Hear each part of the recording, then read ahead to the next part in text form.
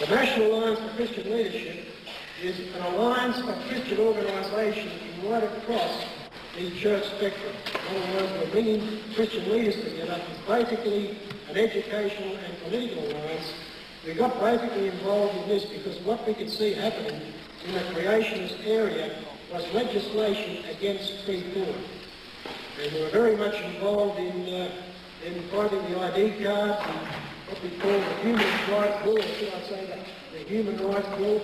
And we now have committees set up for the, what we regard as the Unconstitutional Commission. So that's basically where we're coming from. So we have very much a stake in this particular area of creation science because we do monitor a lot of literature. We know, for instance, that basically the trust is not just against creation but against Christianity per se. So I'll make an announcement. I'll just pass over to Barry. This is Barry Williams, who's the current president of the Australian Skeptics. Thank you, John. Australian Skeptics is a non-political, non-religious organisation to investigate claims of paranormal and pseudoscience.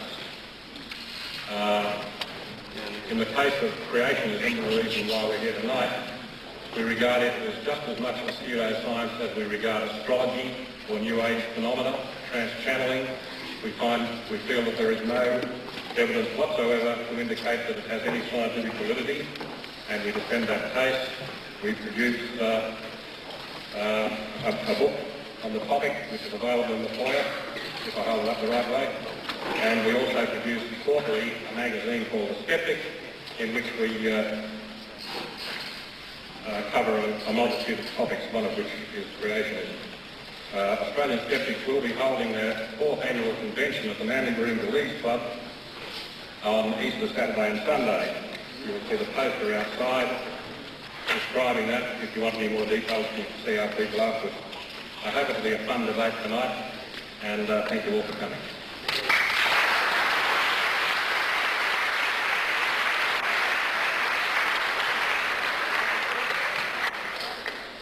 We have two distinguished speakers, and very briefly, your first speaker is Duane Gish.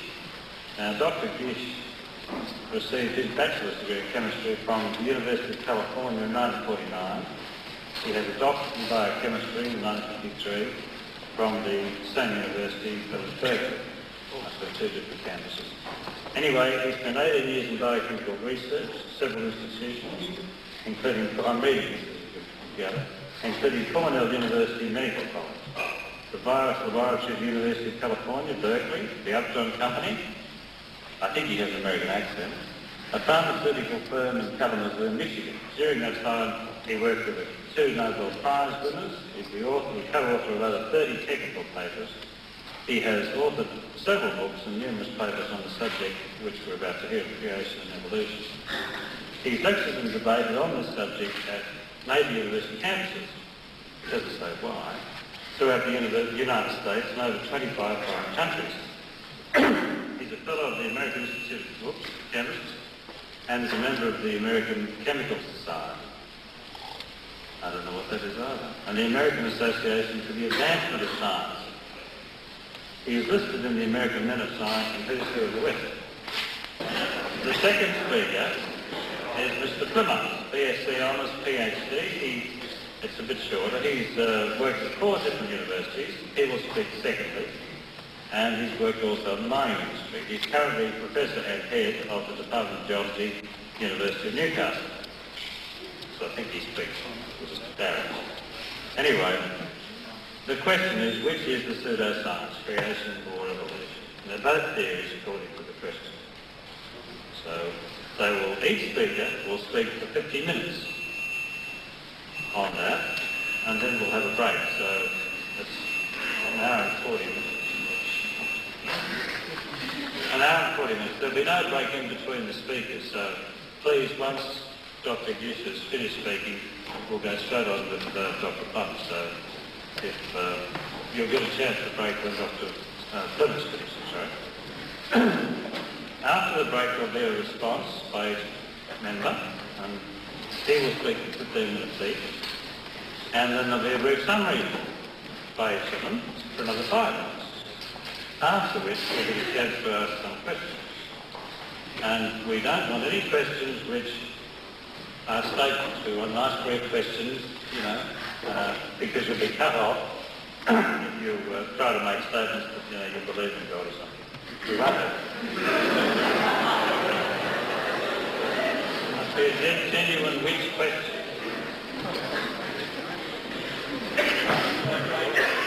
Not yet. And we'll have to wait. And apparently, if the questions are asked, we've got a microphone, so you'll all get a chance. But anyway, we're running a little bit late, so... Thank you very much, Dr. Plimer, and ladies and gentlemen. Certainly is a privilege for me to be here at the University of New South Wales and have the opportunity tonight to present for your consideration some of the results of my research on the subject of origins. Now, of course, we recognize that this is a controversial subject, but really we've come here tonight to generate light and not heat. Of course, one of the byproducts of generating light is some heat, but we trust that this discussion will be congenial. We trust that Dr. Plimer and I can agree to disagree and still part friends tonight. What we are here for is to inform. And so we trust that as you leave this evening, you will have been informed, you'll find it interesting, and perhaps you will have gained a new perspective on the subject of origins.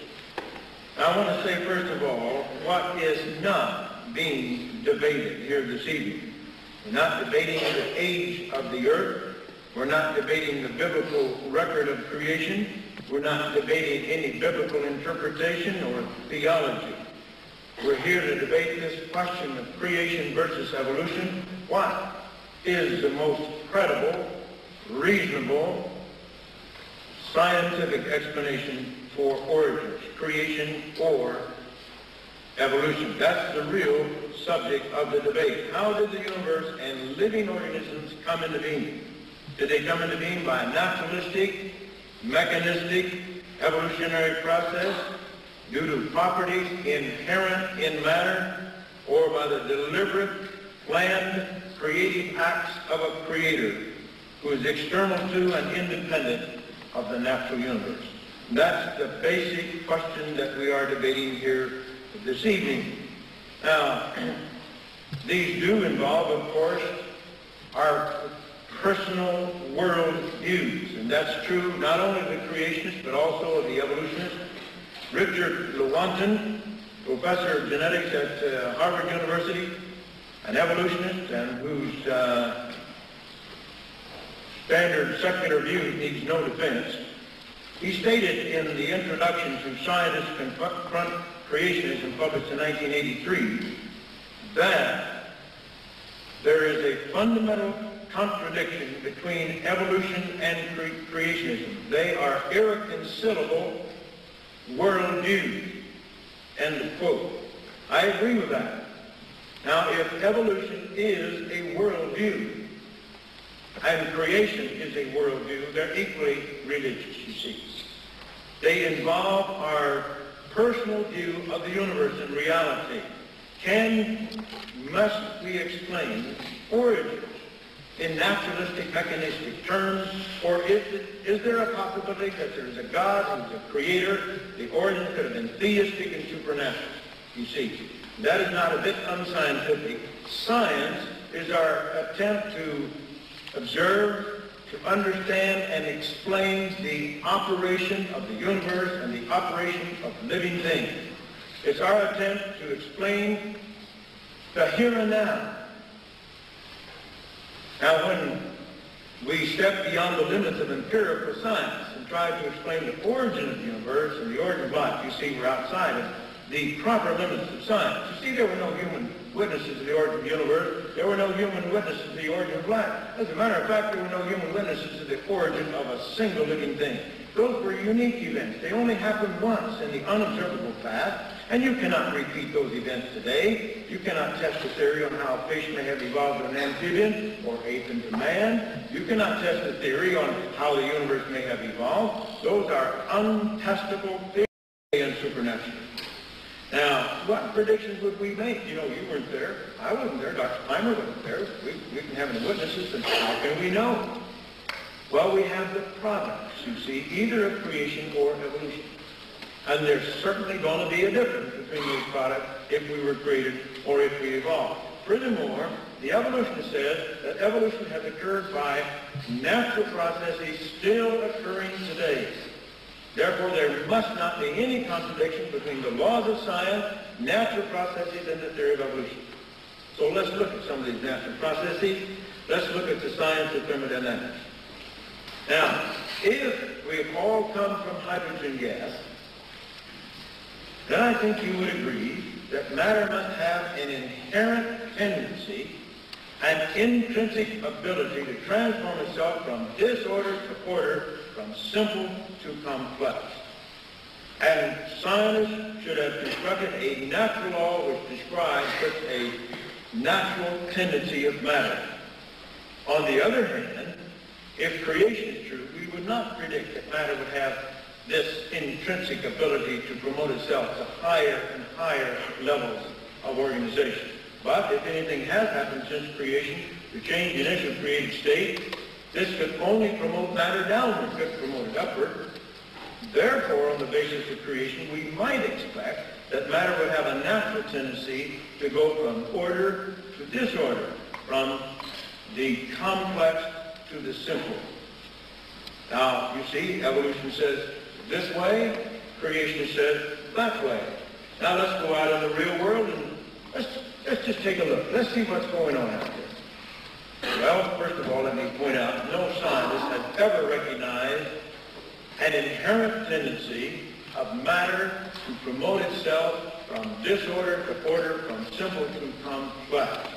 That's not known. That's not the way things go in nature.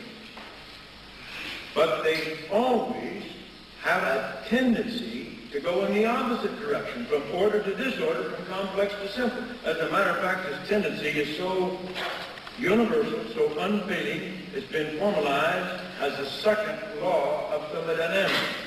Now, the second law of thermodynamics says many things. But one thing it does say is that there is this natural tendency of all systems, whether we're talking about clusters of galaxies or stars, our bodies, our houses, machines, whatever, there all is this natural tendency to go downward, to deteriorate, and to decay. And it's a natural law. Everything obeys that law. Open and closed systems, it doesn't make a difference. There's always the tendency to go in that direction. Now, I'm going to allow Isaac Asimov to state this for us.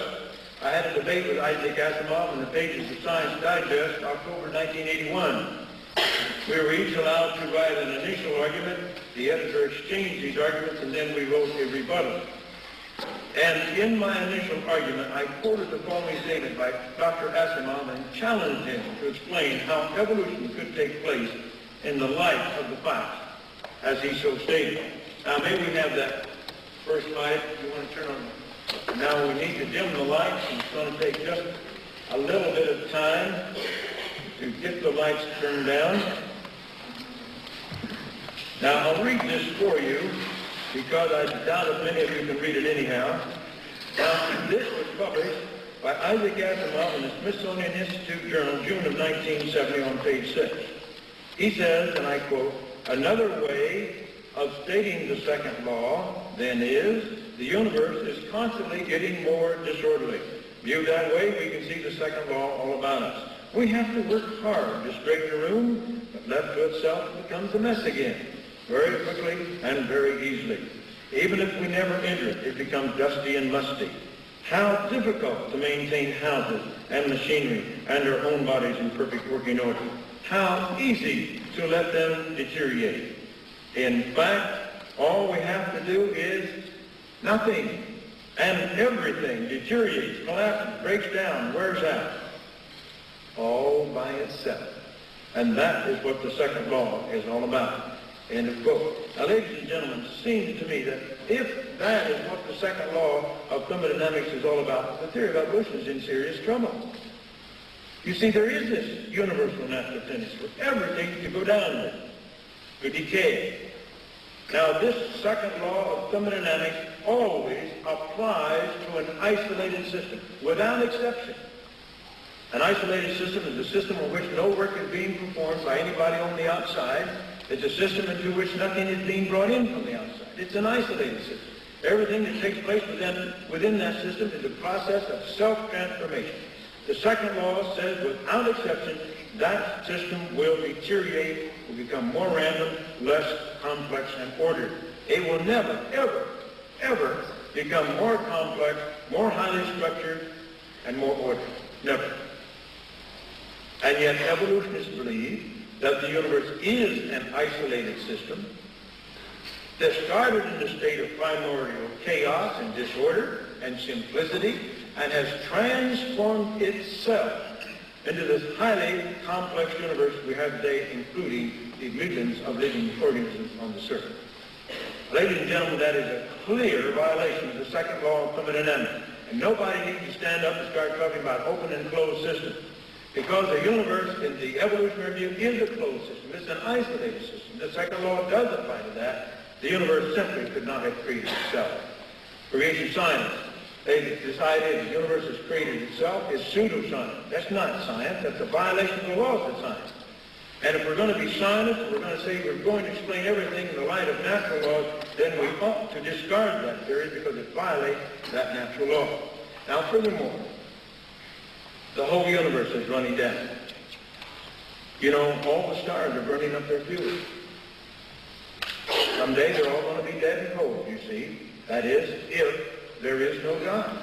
Or if God would not intervene, this universe is certain to die. Because inevitably, someday, all those stars will be dark and cold. The universe will assume one even temperature, no further exchange of energy, no life, no activity. The universe will still be here, but it will be dead. Now, this is the question, which I have challenged evolutionists time and time again. I've never received a rational answer. If the natural laws and natural processes which now govern the universe are leading inexorably to its death and destruction, and if, as evolutionists believe, these natural laws and natural processes are all there is and all there ever has been, how could those very same natural laws create the universe in the first place? Is it possible that the very processes which are now destroying the universe could have been responsible for its origin? What sort of tortured logic would one have to use to reach such an impossible conclusion? Creation science rejects that notion as being irrational, unscientific, and simply pseudoscientific. It has no relevance to anything related to origins. And so the science of thermodynamics certainly demonstrates the universe could not have created itself. Now, what about the complexity, the order that we find in the universe?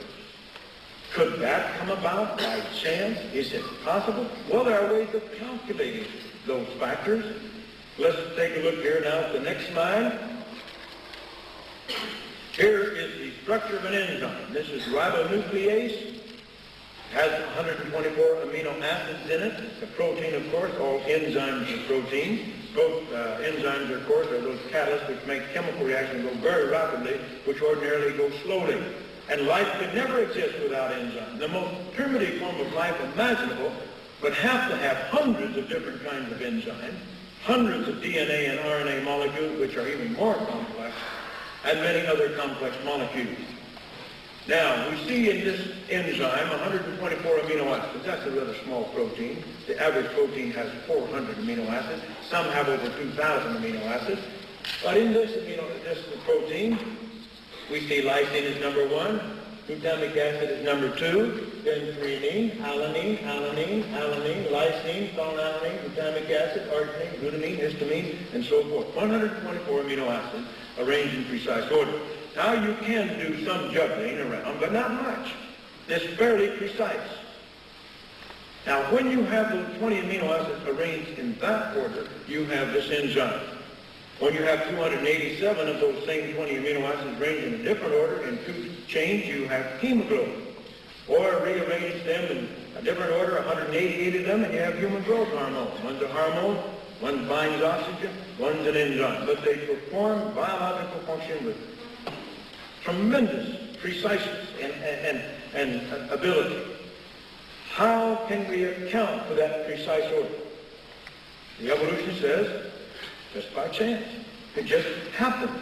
That's all. You see, there is no selection. Amino acid doesn't select one over the other. Believe me, I worked with those for many, many years in the laboratory, synthesizing proteins, and it is hard work. It just does not happen naturally. They don't select. There's nothing like that. There's nothing delivered or preordained. So it's purely by chance. What is the probability we're going to get 124 amino acids arranged in that order? 1 over 20 times itself 124 times. Believe me, ladies and gentlemen, that is the probability absolutely zero. If you could try that 1 trillion times every second for 20 billion years, every second for 20 billion years, there would be the remotest probability you'd end up with that structure there. Now, let me take something more simple. If I'd have 17 people to line up here in front of the auditorium in a certain order and then reshuffle in a different order and then keep doing that over and over again, lining up time and time again, but never lining up twice in the same order. How many times could 17 people line up? You wouldn't believe it. More than 355 trillion different times. 355 million different ways. Well, you don't believe it. All right, you get 16 of your friends together after the meeting and you try. Well, this universe will be gone before you ever finish trying. Believe me, that's only 17. We have 124 here. And what if it did happen? What would you have? One single molecule of one single protein. But you've got to have billions of tons each of hundreds of different kinds of protein molecules. You've got to have billions of tons each of hundreds of DNA and RNA molecules, and many more. And ladies and gentlemen, that wouldn't produce a living cell anyhow. Remember the second law of thermodynamics? Would these molecules spontaneously organize themselves into a more complex system? Why, of course not. If you have a complex system, they will deteriorate and break down and decay, you see. But we've got to have a very complex system. We've got to have a membrane, very complex. We've got to have energy factors, protein factors. We've got to have the genetic material, and it must be put together in just a particular fashion. Life is not a bag of chemicals. Those elements are arranged in precise fashion.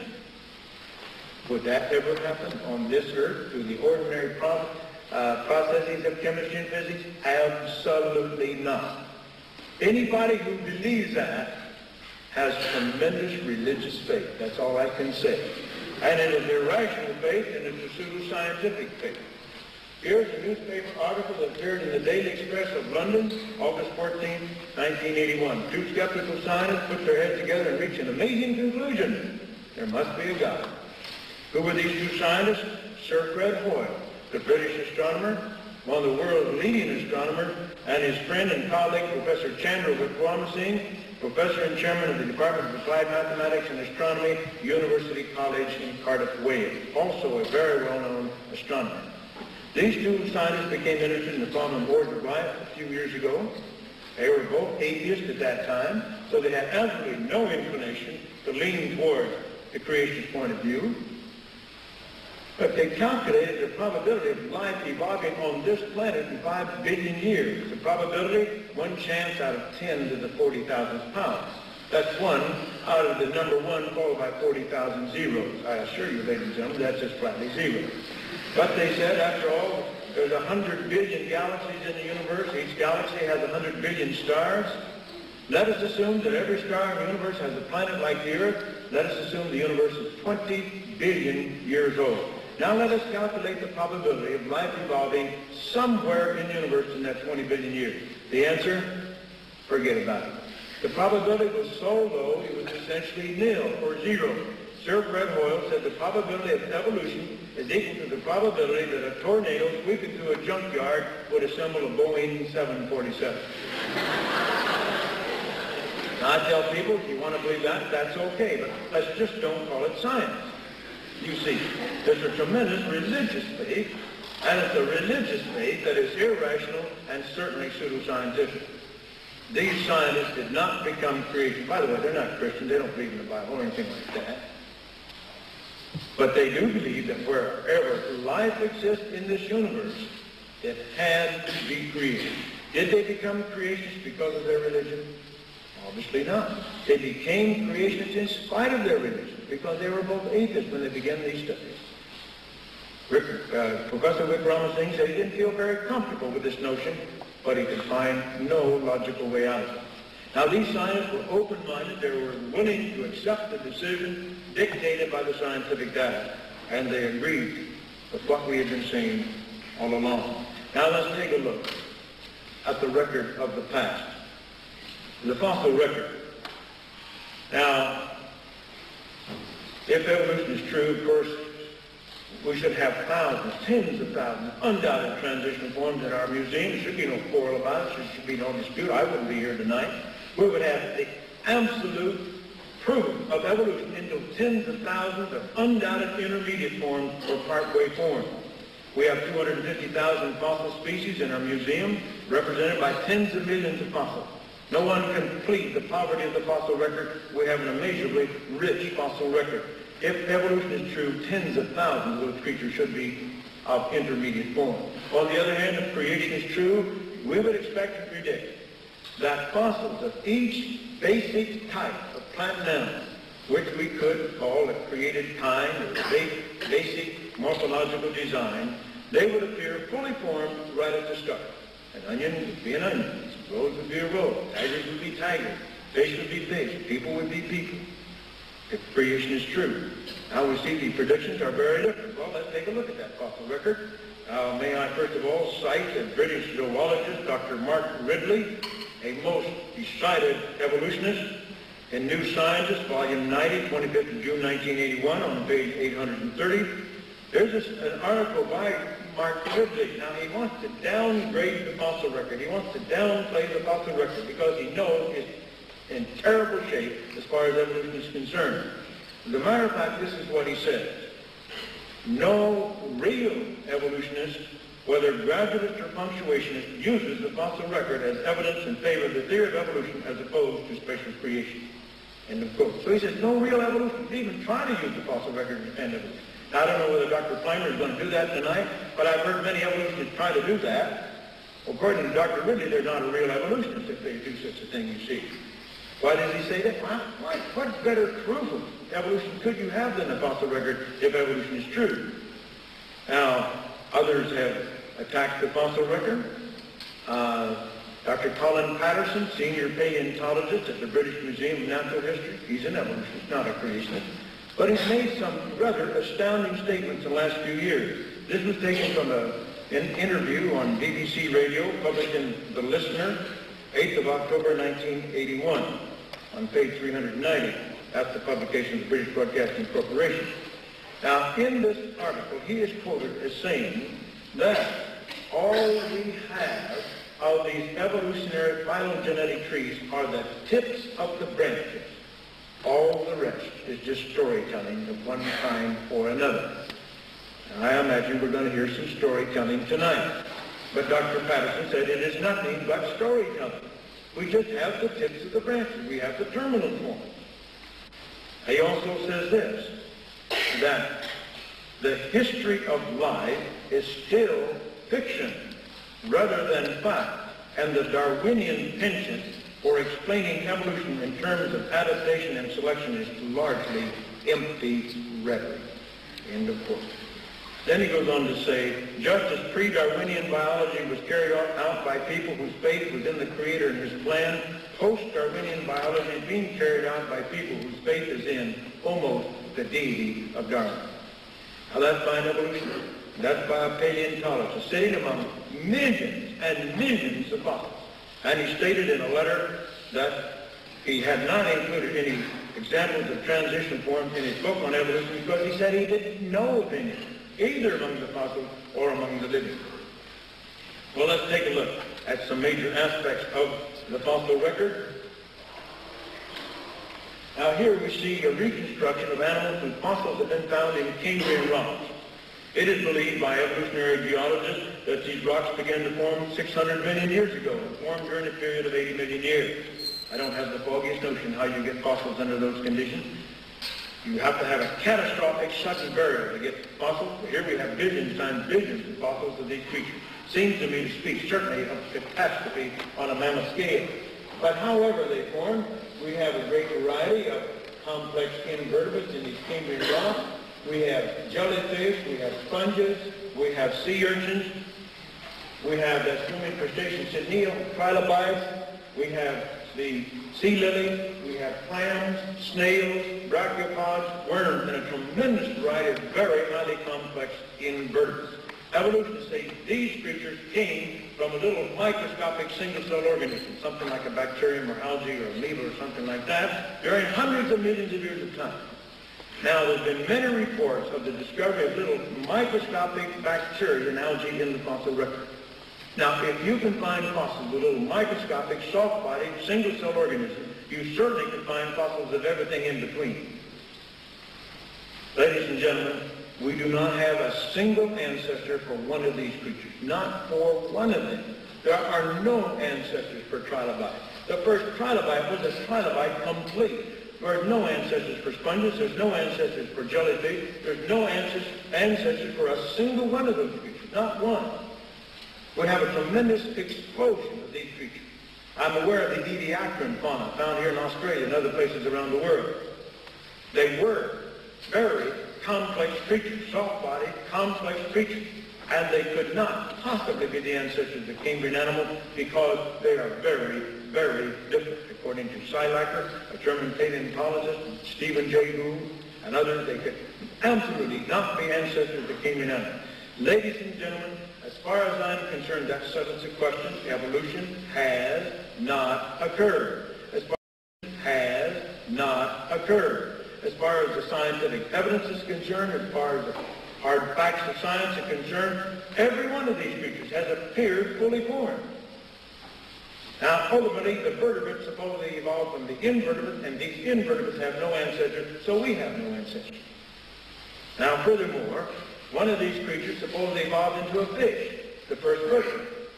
Suppose they are vertebrates, internal skeletons, in contrast to these invertebrates. Evolution said it took 100 million years for an invertebrate to evolve into a fish. Why, we'd have billions times billions of those things would have lived and died during that 100 million years. Our museums should have millions upon millions of their fossils. They don't have one. Not even one single fossil of an intermediate between an invertebrate and a vertebrate. The ichthyologists say that every major kind of fish that we know anything about appeared fully formed right at the start. They have their origins firmly based in nothing. Now, ladies and gentlemen, that's the fact. Now, you can believe anything you want to. By faith, you can believe a fish evolved from one of those invertebrates, but you don't have one iota of evidence for it. And ladies and gentlemen, you cannot have 100 million years of evolution and not leave a trace. We ought to have billions of those things, billions times billions, and we don't even have one. Ladies and gentlemen, vertebrates do not have ancestors. We are vertebrates, so we don't have ancestors. Now, you see, that just simply settles the question. Why should we argue about Archaeopteryx? Why should we argue about Australopithecus? The evolutionists themselves argue about that. Here are gaps that are absolutely immense. There's no question about it. There's no dispute. No evolutionist in his right mind would question the statement that there are no ancestors for fishes. And that settles the question. But we could deal with much more of the fossil record. The fact is, I want to prove my point using the evolutionary literature itself. I have an illustration here taken from this book, Confronting Creationism, Defending Darwin, published right here in New South Wales. That book quotes or cites Michael Archer and Clayton, one of their books, as evidence for transition forms among the elephants. And here is the illustration. And they say that this is fossil record of the elephant. Solid vertical lines represent fossil record. Dashed lines, the dashed lines represent phylogenetic interpretations about probable origins of the species. Notice, please notice, ladies and gentlemen, that here are the solid lines, right here. Those are the solid lines. Those are where we have actual fossil remains. What do we have? Parallel existence of these creatures. Notice the transitional form. What do they have? Dotted lines. At every point they have dotted lines. What does that mean? No transitional form. No fossils. Here, from their own mouth, out of their own book, they have proven that they don't have the transition form. They've shot themselves in the foot. That's what they've done, and you see this. Here are the solid lines. That's the actual fossil. Notice the dotted lines. That they merely think, they merely believe, they merely imagine that there were transition forms. Look, there are no transition forms. Now that is supposed to be their example. They cited this as an example of evolution between some basic types of creatures. There are no transition forms. There are no fossils there. And so we see, ladies and gentlemen, that they themselves have proven that their case is certainly based upon a house of cards. It's not evidence at all. It's supposition. They believe it, but they don't have the fossils. And that would be true, of course, of all their many other examples. And I think that simply takes care of the fossil record, although we might want to look at a few things about human origins. Could you turn that to maybe have that on, please, Mike? Very quickly, I want to take a quick look at human origins. The Australopithecines, first discovered in 1924 in South Africa. The skull that you see in the lower portion of the slide was the skull discovered by Dr. Louis Leakey and his wife Mary in 1959 in East Africa. Donald Johansen has discovered a series of these creatures, Australopithecus afarensis, in Ethiopia.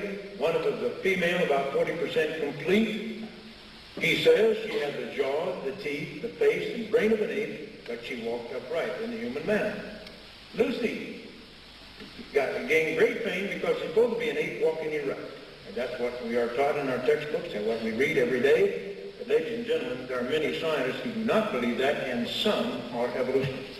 Lord Zuckerman, very famous British anatomist, for 15 years had a scientific team that studied these fossils of creatures 1 to 2 million years more recent than Lucy. Therefore, it should be more man-like.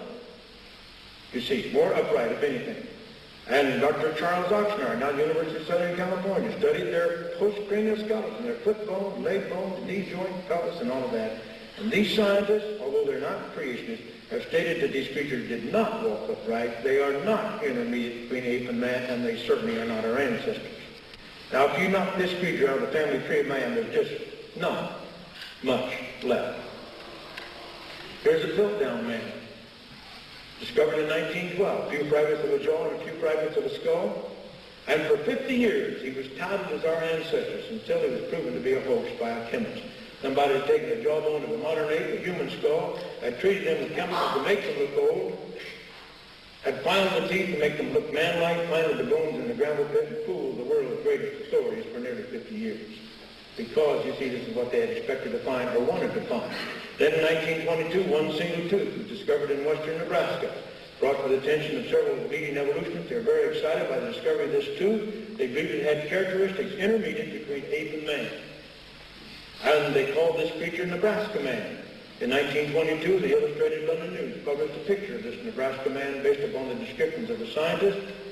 We see that here in this slide on the right. We see Nebraska Man, we see his wife, we see the tool that they were using, all based upon one single tooth. Science is really a fascinating subject, isn't it? Well, a few years later, they discovered some additional remains of this creature. He turned out to be neither an ape-like man nor a man-like ape. He turned out to be a pig. That's right. It was a pig's tooth. Sometimes I'm tempted to say that this might have been the case when evolutionists made a man out of a pig, and the pig made a monkey out of the evolution. But in any case, these were good scientists. They were careful scientists. They were honest scientists, but they believed they were seeing something because they wanted to see it, because they, you see, thought they were seeing it. Now here we have Neanderthal man. This is the version of Neanderthal man that's been in our museums for nearly 100 years. Primitive subhuman creatures. Long-armed, knuckle-dragging, beetle-browed, stoop-shouldered, bow-legged subhumans. It turned out that all these so-called primitive features were pathological. He suffered from arthritis. The reason some of them didn't walk upright, had a bad case of arthritis. Furthermore, they all suffered severely from rickets, which causes the softening of the bones and the malformation. And it turned out that all of these features were simply pathological. This is the modern version of Neanderthal man from the American Museum of Natural History, and you can see that he is indeed Homo sapien. About 30 years ago, a couple of scientists published an article about Neanderthal people, and they said, now really, if you take Neanderthal man, give him a shave and a haircut and a bath, put him in a business suit, place him on the New York subway, no one would take a second look. Well, that was 30 years ago, and of course today you wouldn't have to give him a shave or a haircut, would you? Some circles in San Diego, you wouldn't even have to give him a bath. Well, he wasn't our ancestor, he was man. You see, Piltdown man was not our ancestor, he was a hoax. And Nebraska man was not our ancestor, he's just simply a pig's tooth. Ramapithecus was not our ancestor, turned out to be an orangutan. I think the record here speaks for itself. Now let me, in closing, ladies and gentlemen, I want to challenge Dr. Plimer, any evolution, to explain metamorphosis, particularly in the monarch butterfly. That's an incredible process. This next slide, we see the monarch butterfly, and indeed a very beautiful creature. He lays eggs. The egg on the right is developing, and he develops into a caterpillar. He goes through several stages. This is the final stage, and now he decides somehow he wants to become a butterfly.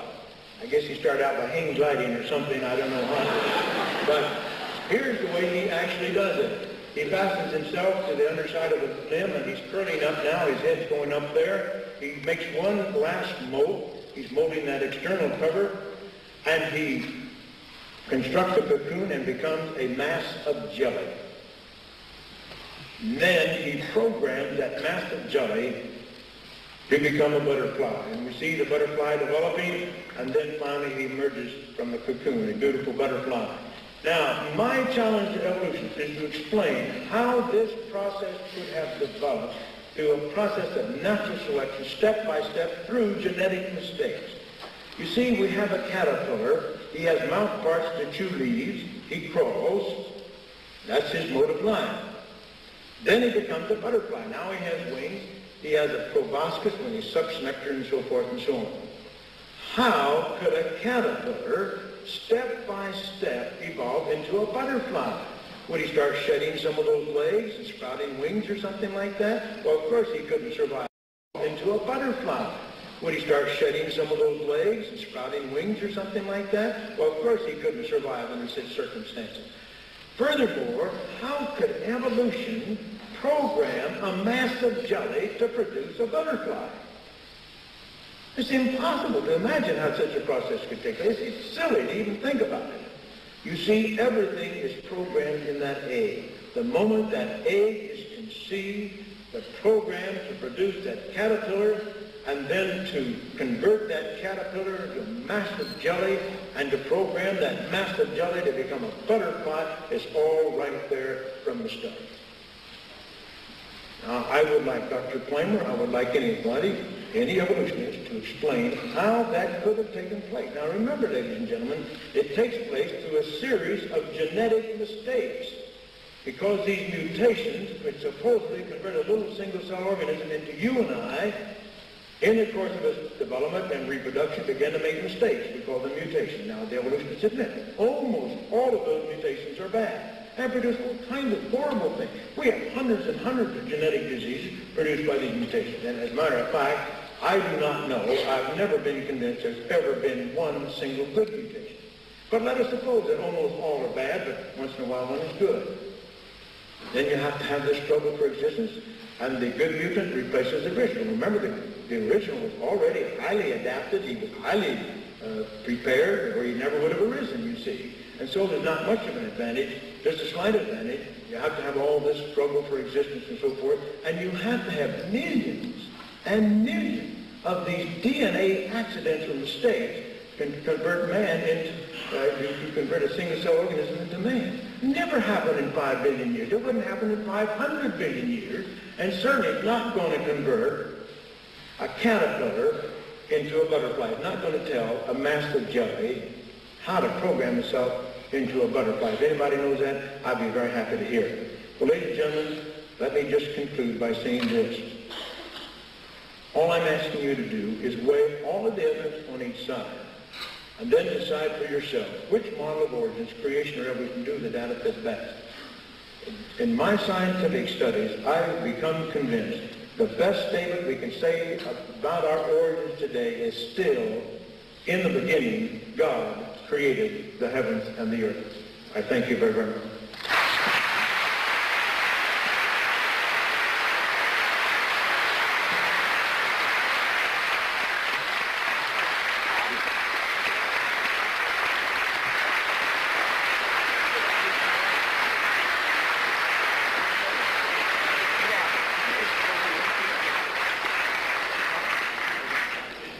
Without further ado, I now call on Dr. Plimer to present the case for evolution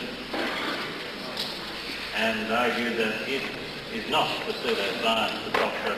Gish would have us all believe. Yes, thank you, Dr.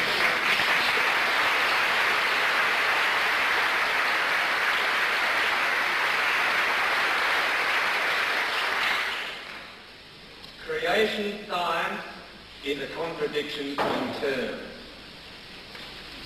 I accuse the leaders of fraud, perversity, heresy, fabricating their evidence, and lying about scientific evidence.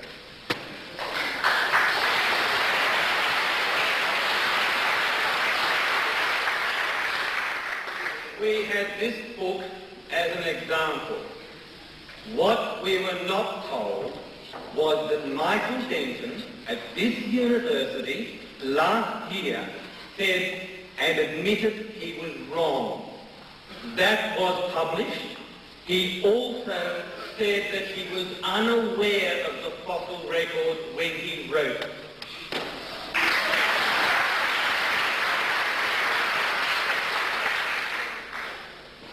Creationism requires a young Earth, not a geological age, a very young Earth. So we're not talking about thousands of years as a geologist. We are talking about thousands of millions of years. So we are talking about a factor of 1 million. Creationism requires catastrophic events. As we heard in the Cambrian, we have to have some catastrophe to get these possible. I want to investigate the implications of creationist science. I want to look at their publications. I want to look at how they communicate and teach their science. And I want to look at how they get their data. Let's first look at catastrophic events. One of the major arguments used is the Great Flood. The bulk of this continent, this Earth, sediments and fossils, we hear formed in the Great Flood. And we have a split in their science there. One arm says we had continental drifting and the other arm says we haven't. So to be fair, we look at both possibilities. Continental drifting is where we show that the continents have pulled apart and have moved and have collided. This is a massive process. If we had continental drifting immediately after the Great Flood, then our continents would have been moving at 4 kilometres a year. Now, has any mariner recorded continents moving at 4 kilometres a year? Yet our creationists want this to have happened every year for the last 4,000 years. Why did Columbus go in 1492? If he went 500 years earlier, it would have been 2,000 kilometres closer. That is the level of their science that they expect us to believe. If we have the continents pulling apart at that rate immediately after the Great Flood, and this is the theory of one of the doyens of the creationists, Peterfield. We'll come back to him later. This is his magnificent theory. Then we would have had uplift of mountain ranges of more than a metre per year every year for the last 4,000 years. Was that ever recorded in the Atlas Mountains, in the Alps, in the Andes? Has anyone seen mountains go up a metre a year? No, but that's the sort of science they want to teach us. When we pull apart the crust, we have enormous catastrophic processes which take place. We have earthquakes, we have volcanoes, and we have tidal waves. If we pulled apart our continents in the last 4,000 years, that's since the Great Flood, we would have had an earthquake, catastrophic earthquake, much greater than the one that hit Tokyo yesterday, a catastrophic earthquake every 6 minutes for the last 4,000 years. Never happened. We would have had a catastrophic volcano every 12 minutes. So much dust thrown in the atmosphere that the atmosphere would have been cool because it would have been perpetually dark. We would have had a nuclear winter for the last 4,000 years since the Great Flood, if we believe this sort of science. The cooling of new volcanic rock requires circulating seawater. We have, using these calculations, 270 cubic kilometres of new volcanic rock that must have come out of every one of the Earth's 500 volcanoes. Every year, every volcano for the last 4,000 years would have thrown out 270 cubic kilometres of rock.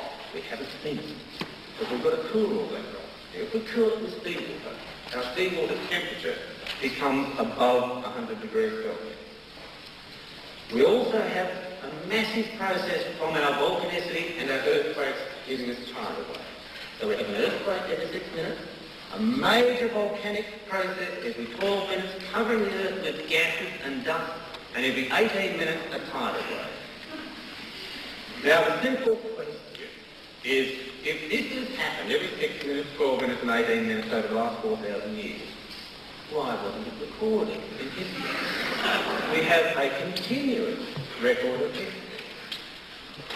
That's the sort of science they want us to believe. Now, the only possible answer I can give you is that how can you write history when every 6 minutes your desk wobbles, it's permanently dark and you get hit with a tidal wave of boiling water every 18 minutes? That is science. Okay, let's look at the other possibility, that we haven't had continental drift when we've had this great catastrophic flood, where we've had a sudden burial. If we're going to have a great flood, as a scientist you ask the question, where does the water come from? We have had 4.4 billion cubic kilometres of water to cover this Earth in a great flood. Where does that water come from? If it comes from the atmosphere, from the vapour canopy, then that requires atmospheric pressure to be 840 times greater than today. That requires the atmosphere to have 99.9% water vapour and 0.02% oxygen. Not really an ideal pre-cruise atmosphere, is it? To condense that water into rain would require a raising of atmospheric temperature to 3,500 degrees Celsius. So it's quite clear. From very simple school child physics that we couldn't have had a great flood by an enormous amount of rain. Okay, all the other possibilities come out of the Earth, bubbling out of the Earth. We know from drilling deep holes that the porosity of the Earth's crust is a long way less than 1%. The second thing is we know from drilling holes that the water gets hotter and hotter and hotter, and we get temperatures of 300 and 400 degrees Celsius in the crust. So if we were to have 4.4 billion cubic kilometres of water for our catastrophic event to form his fossil, our water would have come out onto the surface at 350 degrees Celsius, and we would have been on a crust that had a porosity greater than 50% quicksand. The whole crust would have been quicksand before the Great Flood. We don't have any record of that, but that's the sort of stuff we're expected to believe. Let's look at a few of the other problems. If we didn't have continental drift, then to explain the creationist argument, we have a minor logistics problem. Noah would have had to have gone to Australia to collect the endemic species from here. He would have had to have gone to Cape York, to Central Australia, to Tasmania, maybe even punished himself and gone to New Zealand and gone to the Andes to collect the fauna and flora there, gone to the Gobi Desert to finish Lapland. He had to do all of that before the Great Flood. Is it really scientific to expect that poor Noah went on an uncharted, unknown world to collect the 2 million known kinds of animals we have? Very simple. The logic doesn't work. Then we've got a bit of a problem when we're on our ark. We have many organisms that do not survive in zoos, let alone in an ark, in wildly turbulent conditions. We have many animals that require very special diets, like the koala, or like the carnivores, or his colleagues are trying to tell us that the dinosaurs were on the ark. Dinosaurs 30 metres in length, on an ark 155 metres long and 15 metres high. Now what would happen if those dinosaurs, that dinosaur pair of 30 metres in size, decided to populate on that ark? That's the sort of logic. They recognise they have a fundamental logical problem. So they say, well, we have young dinosaurs, hence copulation is more likely. So the logic doesn't work. But let's then look at our 2 million kinds of organisms which we've had on the ark.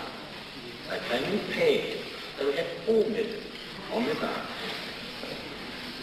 So we have 2 million organisms today. And in the fossil record, all those organisms which were wiped out in the Great Flood, we only have 200,000. So in 4,000 years we've gone from 200,000 to 2 million, and that's evolution. That's using their figures. So it's very clear that we have major problems if we want to look at catastrophic progress. But let's look at these 2 million organisms on the ark. Many of these were meant to have survived the catastrophic process. Now, how did some bacteria and virus, which lived for less than a year, how did they survive on the ark? How did the humans survive on the ark? Humans have a number of diseases that no other organism carried. Now, the humans on the ark must have carried measles, a type of pneumonia, typhus, typhoid fever, smallpox, polio, and good old syphilis and gonorrhea, leprosy, 4 types of malarial parasites, 2 types of tapeworm, an intestinal worm, a pinworm, 3 types of lice, and on we go. So what Noah's family had to carry makes AIDS look like a minor cold.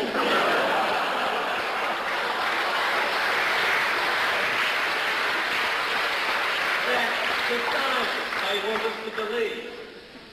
Then we have another life problem. Noah's very ill family, on a very small ark, had to carry food and feed 4 million organisms every day. Now, if you want to believe that, then you are talking religion. If you want to believe it, his work, then let's continue with our science. We have a problem when the ark reaches Mount Ararat and settles down quietly. Out of this ark comes stumbling a population which is emaciated, disease-ridden, blinking into the light after the flood-ridden world. And what have they got to eat? What did the carnivores eat? They couldn't have eaten the herbivores because we've got them today. And what did the herbivores eat? There was no vegetation. It was either all fossilised or covered in mud. So what did the herbivores eat? Did they eat mud? That's the sort of science that we're meant to believe from this catastrophic event. Then we have a few other little problems, and we become very parochial here and look at some of the Australian mammals. My favourite little friend is the blind marsupial mole. Now, our poor blind marsupial mole comes out of the ark, nothing to eat, can't see, doesn't know where to go, but he just happens to come back to Australia where his fossil ancestors live. That's their science. Now, what is even more surprising about my dear little fluffy friend is he got here across a mythical land bridge and managed to get through Malaysia before the Malaysian tiger got there. So how did he do it? Did he look at signposts? This is the sort of problem we're confronted with. We have a few other little problems. Our New World primates. How did our New World primates in South America find their way back from Turkey to exactly the place where their fossil ancestors were found? How did they do it? How did flightless birds go to isolated oceanic islands? We have flightless birds with a 3-metre wingspan, weighing up to 500 kilos in weight. These flightless birds have managed to go to isolated islands like Madagascar, such as the elephant bird, or Mauritius, the dodo, or New Caledonia for the cargo, or for New Zealand for the moa.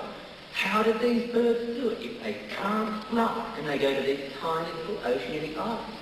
But how did they find their way back from the ark to where their fossil ancestors were found?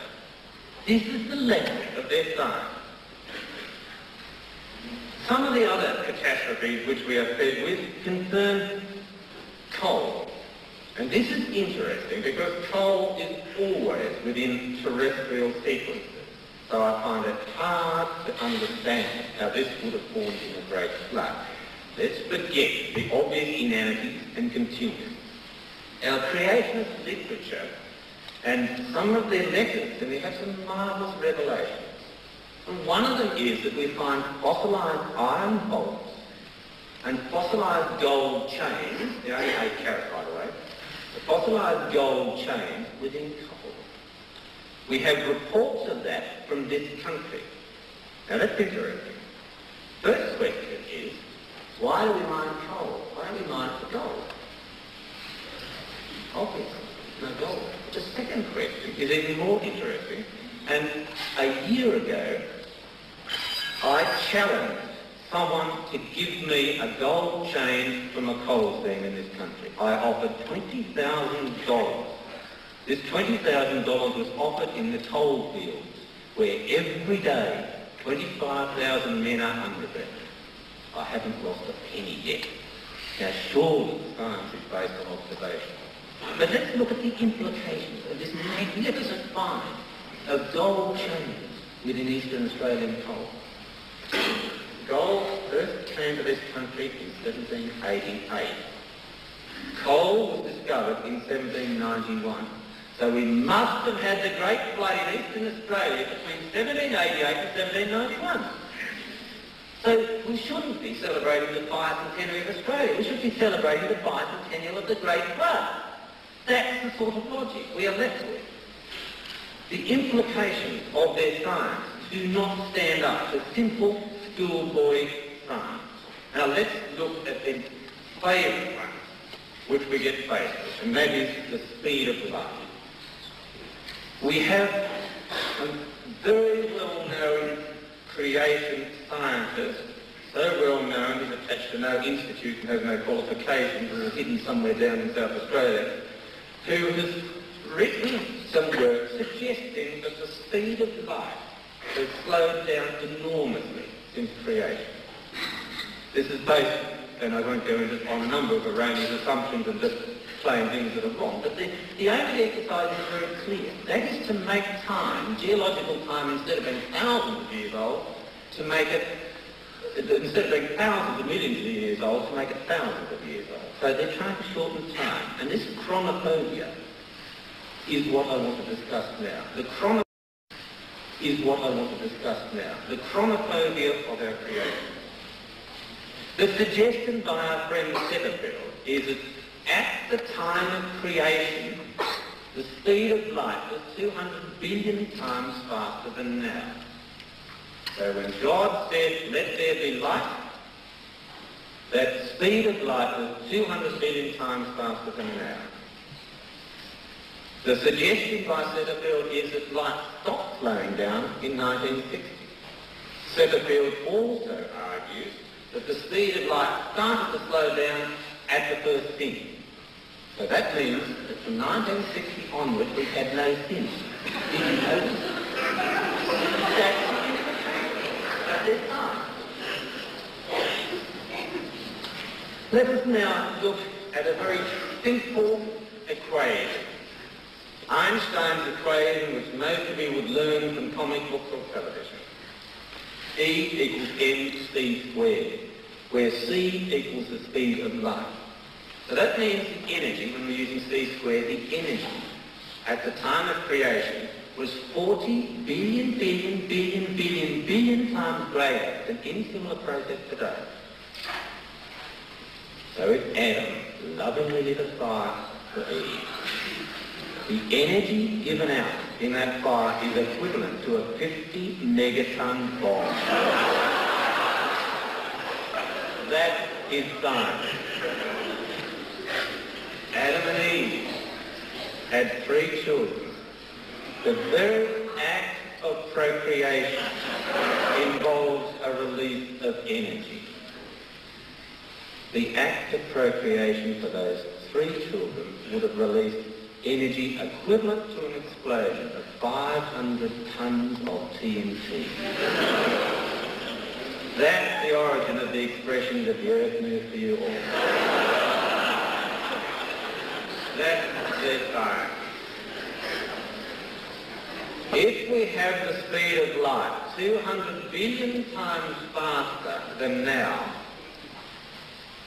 and we could see things, then the only form light could have been in would have been as high energy gamma radiation.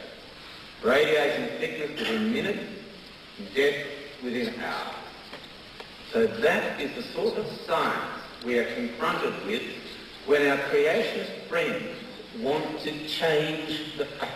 Something I want to talk about later. When they want to change a fundamental, like the speed of light. You look at the implications of it and it is ridiculous, because that's what it is. The second law of thermodynamics.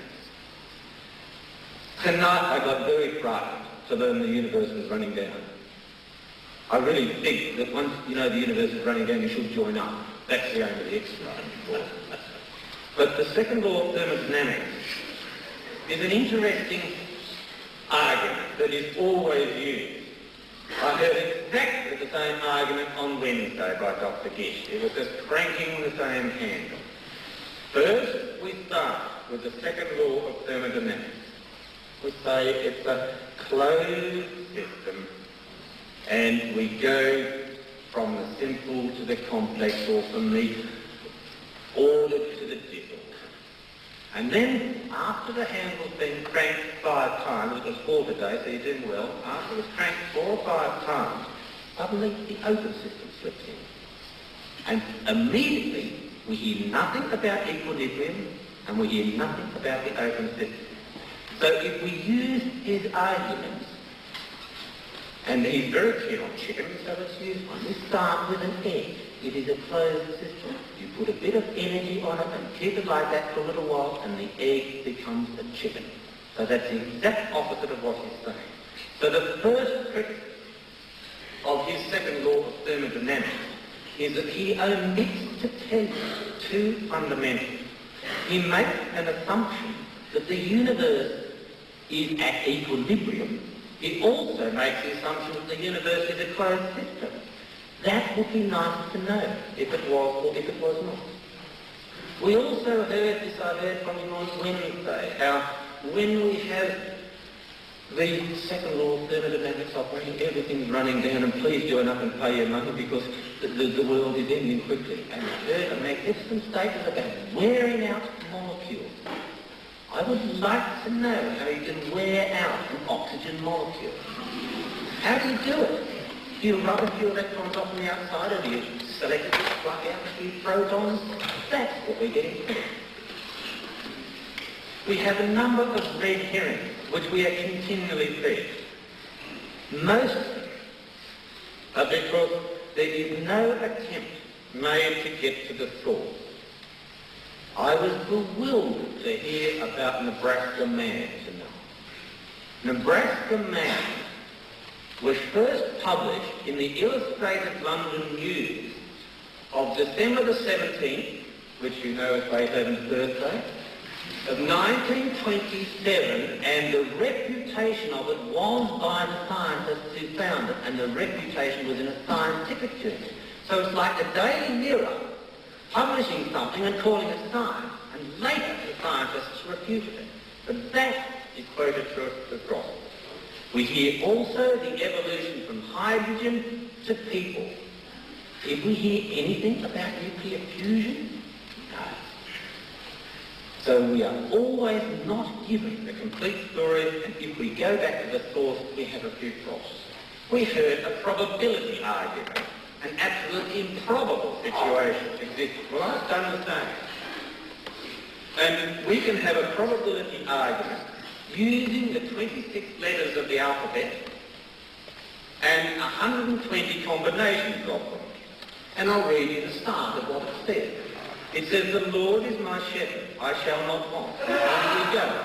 If we look at any probability, we can randomly, quite easily, pick a combination of 26 letters of the alphabet, throw them together. You can do it with the Kabul phone book, and you can get a unique situation. You can do it with anything. That is the sort of argument we get fed. What I want to now talk about are some of our scientific publications which come from our creationists. The creationists will not allow refutation by science. They will not allow a process of improving, of correction.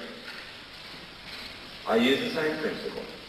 And I use our friend's book, or booklet, it's more like a comic, which was called Are You Being Brainwashed? I go to page 8. There is a diagram there that says pre-Cambrian, void of fossils. That is a lie. The pre-Cambrian is not void of fossils.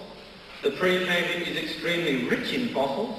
It has come to the country where there are many pre-Cambrian fossils going back to 3,300 million years ago. On the same diagram, he says the Earth's crust is void of fossils. That is a lie. Every fossil found on this planet is from the Earth's crust. That is from his book, Are You Being Brainwashed? Page 8. We also see on the same page the Cambrian, a geological time period of some time ago. And I quote, "The billions of fossils found are all of highly complex forms of life." That is a lie. So on one simple diagram we have 3 lies. That is their scientific publication. We turn over to page 9 and we read, "Not a single indisputable multicellular fossil has been found anywhere in the world in a rock supposedly older than Cambrian rocks." That is a lie. But what we get is the repetition of these lies. all the time. You don't find fossils in old rocks, you don't find fossils in old rocks, you don't find fossils in old rocks, and eventually someone believes it. So we've had 2 and a bit pages, and we've got ourselves 4 lies. Now we have an interesting situation here, because one of the Australian creationists, Andrew Snelling, and I quote, he says, "Precambrian rocks are either rich in fossils or they commonly contain abundant organic matter, which is the remains of fossils." The question is, which creationist is lying? There is no choice. Continuing with page 9. Billions of highly complex animals just suddenly appear with no signs of gradual development from lower forms. That is a lie. So we have now had 55 words and 5 lies. 1 lie every 11 words in this publication.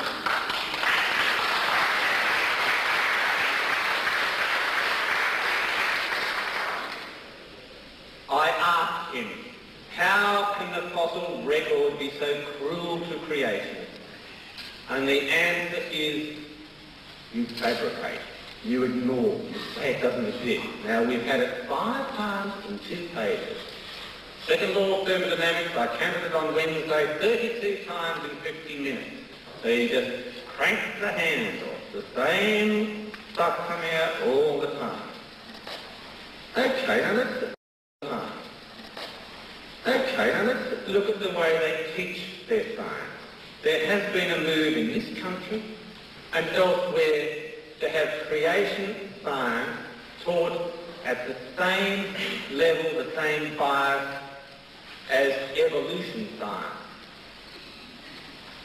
Unfortunately, science is integrated. You cannot pluck out evolution science, which is why I'm talking about physics, geology, and later on a few other very interesting things. And I go to Smith School in Livermore in California as an example of how creationists teach their science.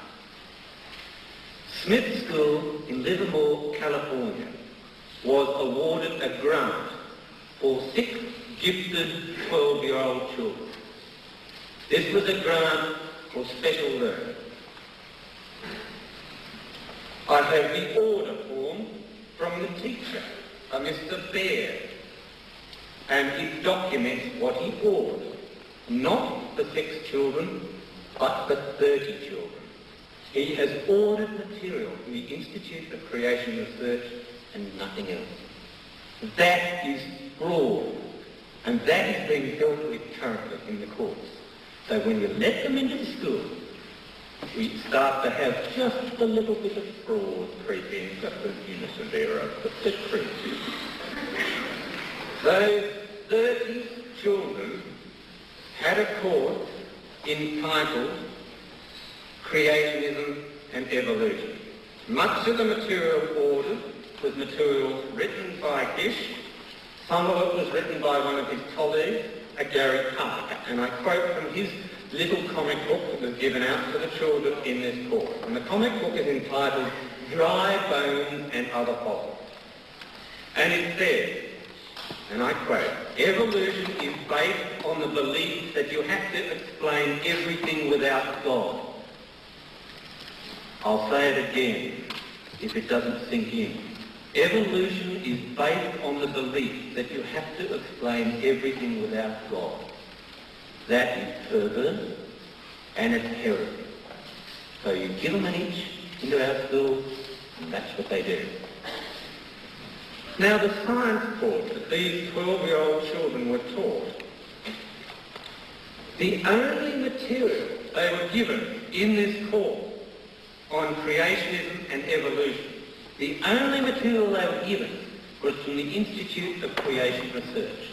This teacher, Mr. Baird, gave them a lovely balanced course. Now, how do I know that? I have the children's original worksheets, directing them what to study and how to do it. I also have the children's pre-test study sheets, telling them where the information is and how to do it. So I have the children's information from a school. These are 12-year-old kids, and they are being directed to look at only one course in apparently a balanced course. I have the children's final examination paper from Smith School, Livermore, California, his state. And we have a remarkable situation exists. These 12-year-old kids, after a balanced course on creation and evolution, were forced to make a decision between creationism and atheism. Not creationism and evolution, creationism and atheism. Now what happened was that the 6 gifted children rejected creationism.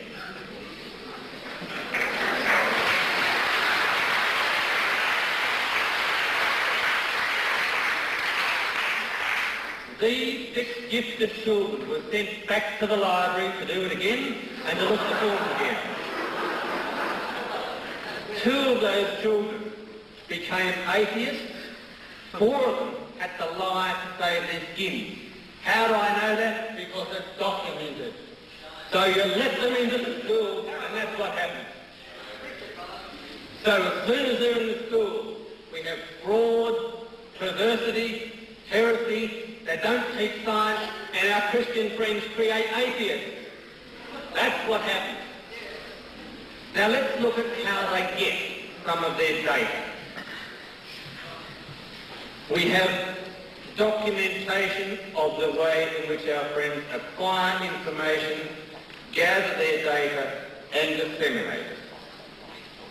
I refer to a July 1982 debate, a PBS debate, between Gish and a Dr. Russell Doolittle, and the well-known scientific information about the genetic similarity of chimpanzees and man was used as an argument to show that there is not an evolution of man from the ape, but that chimpanzee and man had a common progenitor, a common precursor.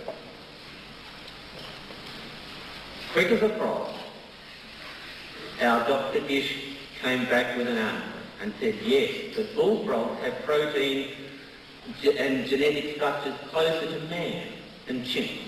So straight away, we've got an answer. So what do? We go to the source of this information and try to find the answer. So we have a public debate on television. The well-known scientific fact that chimpanzee and man have very close genetical ties is put up, and as a refutation, as an argument against it, we have a statement from a scientist, PhD from the University of California, from a scientist saying that bullfrogs have a genetic structure much closer to man than chimpanzees.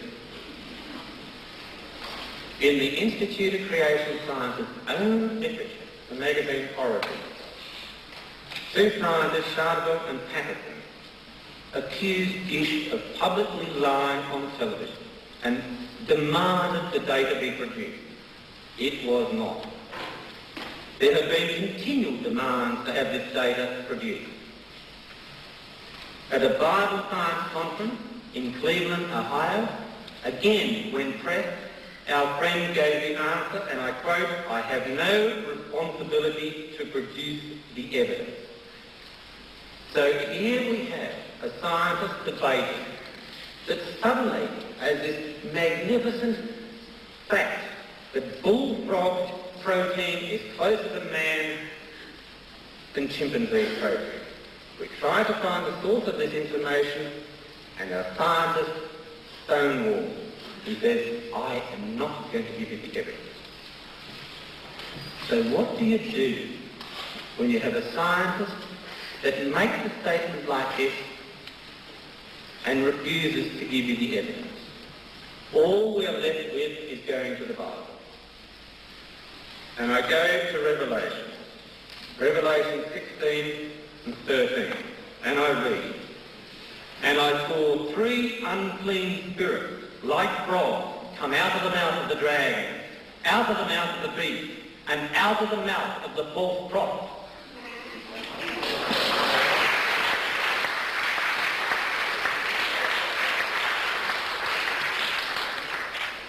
So when we take the source of the information, we find it is fabricated. That is the only creation I can find. Creation of facts ex nihilo. Creation of facts out of nothing. When we look and try to find the information, we don't get it. And we are left with only one alternative, that we have uncleanliness coming out of the mouth of a false prophet. That is the sort of science that is generated from our creation. So we have a situation where, when we look at the implications of their very, very simple science, that it is absolute idiocy. When we have a look at their publications, we find an interesting statistic. 1 in 11 words is a blatant lie. It is well documented in all books that we have pre-Cambrian fossils. 1 in 11 words is a lie. We have fabrication of data. We have this publicly on television, and the only alternative we've got, I have given you. So when we hear the handle cranking with this pitter-patter about Boeing 747s and evolution, you must, if you have a critical brain, go to the source all the time of the information. Now, the second law of thermodynamics is something which we have heard many, many times in these debates. And I want to bring up some information on the second law of thermodynamics.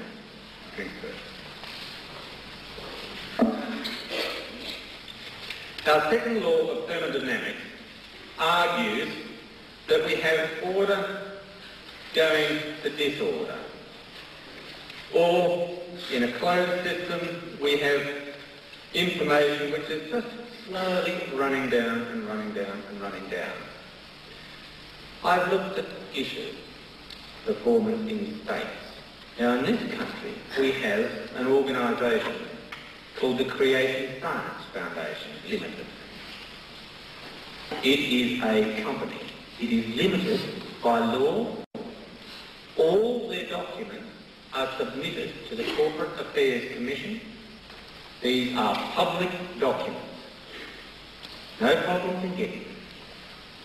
So when we go to the Corporate Affairs Commission in Brisbane and have a look at the Creation Science Foundation in this country, we find there are 7 members only. 7 members. All of you other people have been given money, but you're not members. You have no power, no voting rights. We have 7 members. That is a closed system.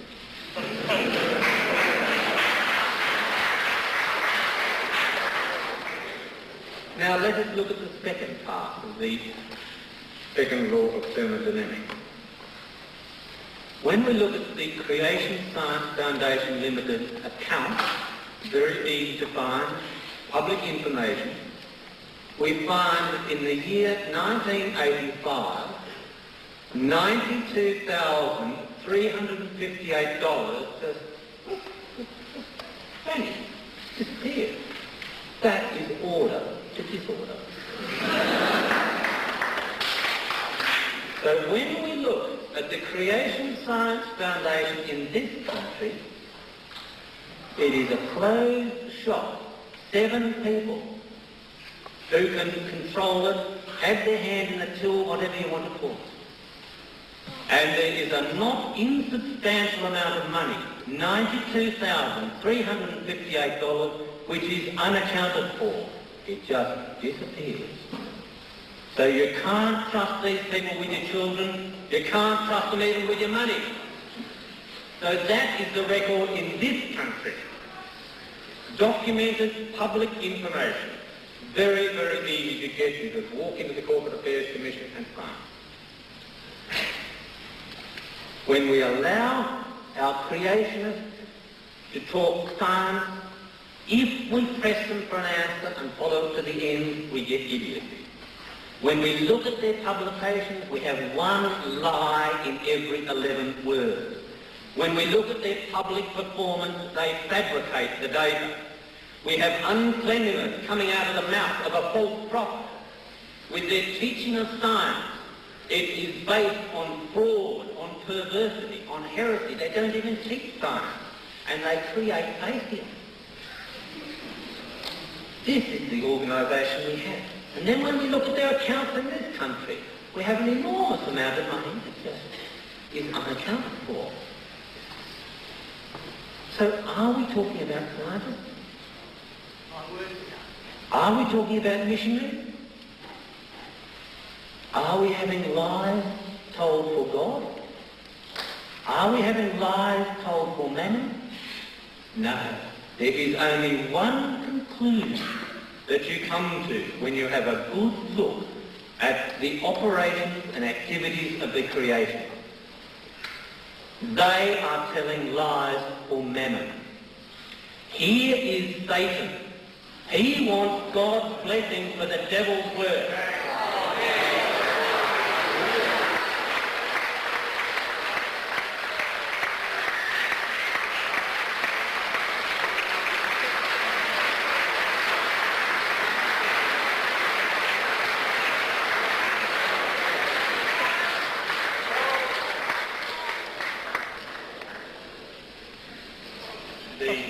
Will adjudicate, not the audience.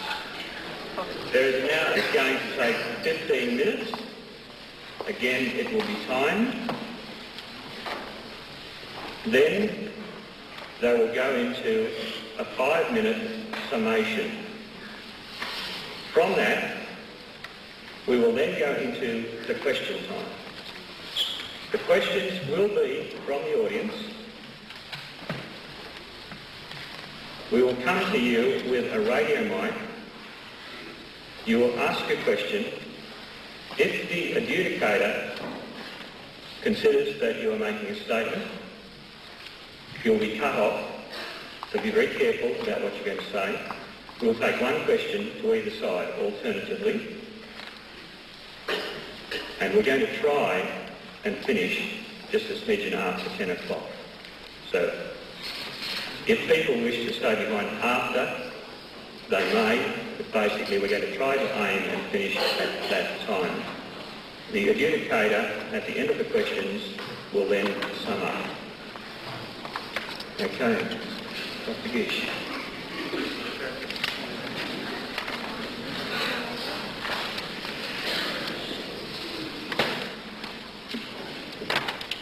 Ladies and gentlemen, may I point out first of all that Dr. Plimer presented not one single iota of evidence for evolution.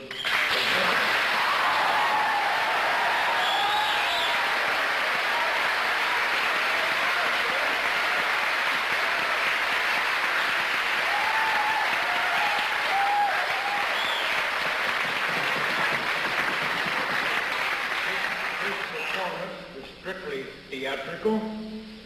He resorted to mudraking.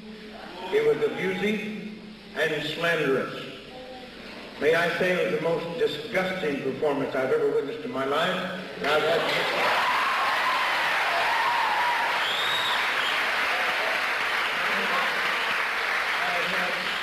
200 debates throughout the world, and some with some of the leading evolutionists. Now, first of all, about Dr. Denton. I just had lunch with Dr. Denton yesterday. I had a nice long conversation with him. Dr. Denton did not deny or go back on anything that he put in this book. This is what he did say, that if he were going to write a book on this subject, they would take a different approach. The evidence that he discussed in here, he said, is subjective. And really, just about all evidence on evolution is subjective. But from the perspective now in genetic research, he believes it's possible to objectively establish whether evolution is possible or not. And certainly from his present state of knowledge, he believes it to be objectively proven that it is impossible. So if he wrote another book on this subject, it would be from the perspective of genetics. But he has not withdrawn anything that he put in this book. That was a false claim.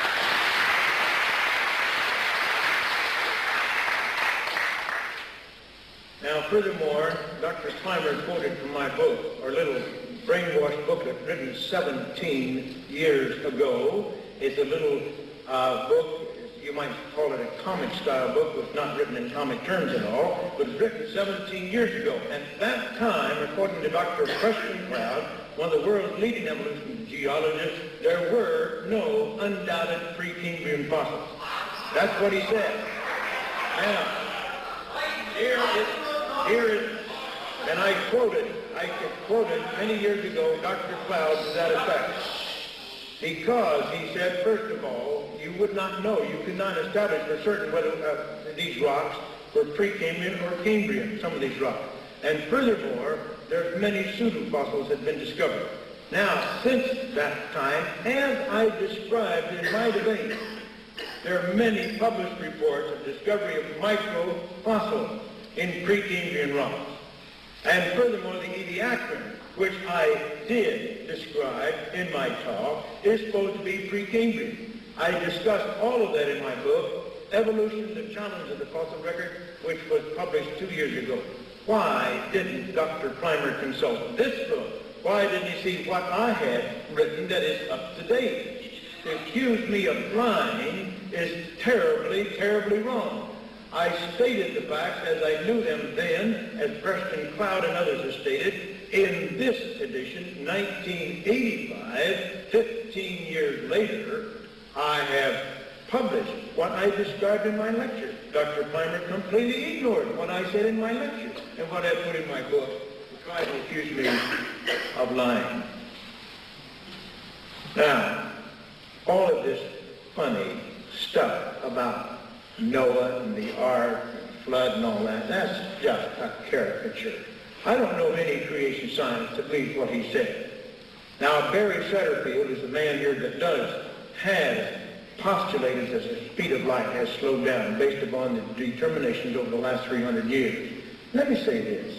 I don't support that. As a matter of fact, among the creation, there are many creations. In my institute, Dr. Gerald Archer, who has his doctorate in nuclear physics from Toronto University, has written a very, very critical article about Barry Setterfield's work to try to thrust that as being, first of all, nonsense, and then to almost fraudulent, and to lay that on all the creation science. That itself is false.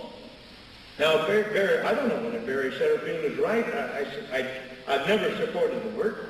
I say let's stand back and let's see what happens in the next 30 or 40 years. See if it does stand up under scrutiny. Now, Dr. Plimer said something about the second law of thermodynamics, as if the development of a chicken egg into a hen violates the second law of thermodynamics. That's utter nonsense, ladies and gentlemen. The egg is not a closed system. It's not an isolated system. And besides, at the moment of conception, that egg is programmed to become a chicken. It has all of the information necessary. It's right there in the genetic system. It has all of the metabolic system necessary to develop into a chicken. All it needs is to take in energy, and so it happens. But, you see, it's programmed to do that. It has the machinery to do that, just like a green plant. A green plant can absorb carbon dioxide and nitrogen. It can absorb water and phosphorus, sulfur, and so forth, and convert that into a very complicated thing. There's no problem with the second law of thermodynamics because it has the machinery. It has photosynthesis. Photosynthesis is an incredibly complex machinery. Not only does it have to have photosynthesis, it's got to have all those other metabolic machines in that cell. The problem for the evolutionists to explain where that machinery came from in the first place. That's the problem. Do you mean to tell me that ultraviolet light coming down on nitrogen and carbon dioxide and so forth will convert that into photosynthesis? The complicated machinery absolutely required for life? Well, that is pure nonsense. Even ammonia cannot survive in the presence of ultraviolet light. Ammonia is decomposed by ultraviolet light, and if that can't survive, then how could amino acids survive, or purines, or pyrimidines, or DNA, or protein? Now, Dr. Plimer says this is nonsense about molecules decaying and deteriorating. Well, he certainly doesn't know anything about biochemistry. When we isolated vasopressin from the posterior pituitary gland. When I was working at Cornell University Medical College, is isolated from posterior pituitary gland. We take that material, 500 units per milligram, put it in the ampule, put it under nitrogen, seal it, and put it in the deep freeze. And yet, week after week, just test the activity, go from 500 units per milligram to 450 to 400 to 300, and right down to zero eventually. Yes, molecules do deteriorate. That's true of DNA, that's true of anybody who's worked with DNA does know you have to do everything you can to preserve that material because it does deteriorate. Dr. Plimer never answered this question about the origin of the universe, the origin of the universe. The universe is an isolated system. It is a closed system. The second law of thermodynamics does apply to its origin. And the second law of thermodynamics says a closed system, an isolated system, can never start in a state of disorder and transform itself into a state of order and complexity. We never even tried to answer that question. If the natural laws are destroying the universe, how can they create it? I'd like a rational answer to that question. Now he says about probability. I can't get what he meant by that. If you're going to go in a jumble of words, what are you going to get out of it? You're going to get nonsense. That's all. You're not going to get a message. We have messages here on this paper. Here's a message. There's a message. It conveys information. Now, you just didn't throw all these letters into a hat and shake them up and get that message. And you never get that message that way. Not in a million years. Not in 500 billion years would you get that message. By the way, you know what this message is?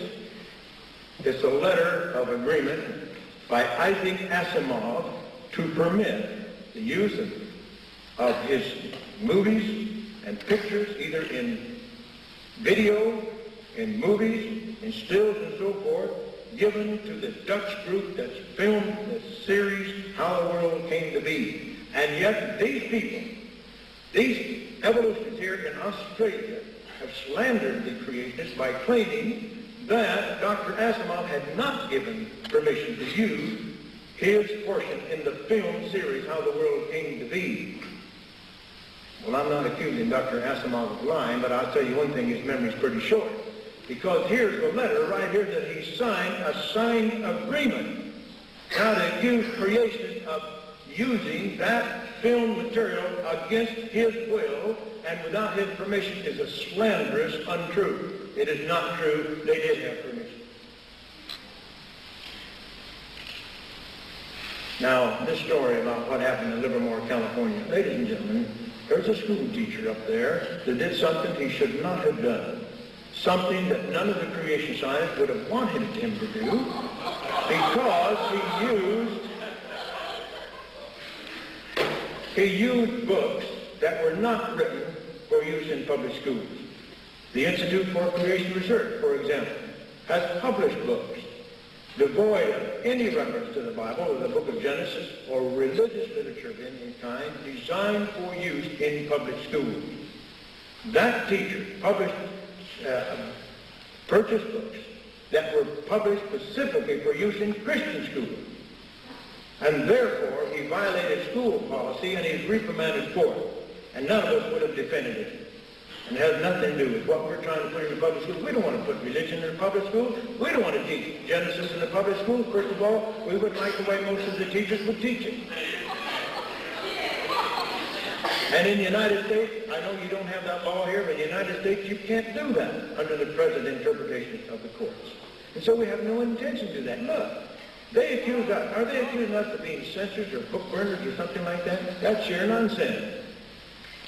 In the United States, 86% of the American people want creation taught in the public schools. Only 8% wants evolution only. 6% had no opinion. All right, 86% to 8. What happens? They can only teach evolution. Is that democracy? Is that academic freedom? All we want is the scientific evidence. That's what we want taught, the kind of evidence that I presented tonight. Now, if somebody wants to try to refute it, if one wants to talk against it, that's fine. Let's have our arguments and our case and our scientific evidence. Let them have theirs, and then let the students decide for themselves. I think you students are intelligent enough to make a careful decision. I think you can weigh the evidence. I don't think you have to be subjected to brainwashing by people who consider themselves to be the intellectual elite, the possessors of the sole truth, and therefore they must protect the students from error. I don't think that's true at all. Now, this claim about the Creation Science Foundation, $92,000, it just disappeared. You see, the implication is clear that somebody in that foundation absconded with those funds. Let me tell you, they had some reserve funds which they invested at the advice of some investment firm, and the rascal in the firm absconded with the funds. So let me tell you this. Recently, in the United States, E.F. Hutton had invested $40 million in an investment firm, and somebody in that firm absconded with all that money, including millions of dollars that belonged to other people. Now, you're going to accuse E.F. Hutton of being a bunch of crooks or something like that? Listen, the Institute for Creation Research, we have reserve funds too. We're not going to put that under the carpet. We're not going to hide it. We are going to invest it somewhere to give us a return. Now, of course, if you want to be absolutely safe, you put it in insured bonds or something like that. But sometimes there are people you trust who promise you a good return, and you invest your money and you lose it sometime. But to accuse the creationists of being somehow guilty of fraud or thievery or something like that is downright shameful. Now, these things about the proteins. I made a statement, verbal statement, never published it, never put it in print, that the albumin of humans are more similar to that of frogs than that of chimps, or at least as similar. The statement that I was repeating was made by Dr. Garnis Curtis, an evolutionist. He made that in a lecture I heard at the University of California at Davis a number of years ago. I accepted it. He certainly did not. If there was a joke on anybody, it was on the people who were using proteins to date. He's a radiochronologist. He was trying to put down this idea of using proteins to date things because he believes in geochronology. And so if there's a joke on anybody, it was on the people who use the proteins. And I used that. And then people say it's not true, and then they say that I somehow lied about it or something like that. And about the proteins of man, more like that of a chicken than that of an ape. Well, if you look at lysozymes, human lysozyme, and lactalbumin, and then look at the lysozyme of a chicken, you'll find that the lysozyme of man is more like the lysozyme of chicken than it's like lactalbumin of humans. And yet the human lysozyme and lactalbumin both are split off much later than the earlier split. And if you just looked at this data blind, if you didn't know where these proteins came from or what they were, you would say on the basis of that data, man was more similar to the chicken than he was to the ape. And that's, if you're going to look at the data in an objective manner, that's what you have to decide. Now, how much more time do I have? 2 minutes. Dr. Plimer went through this so-called creation model. Oh, by the way, let me do this. All this stuff about Noah going out and giving up family, this is a lot of nonsense. He never read the Bible, obviously, because the Bible says God brought the animals to the ark. Noah didn't go out and search for them.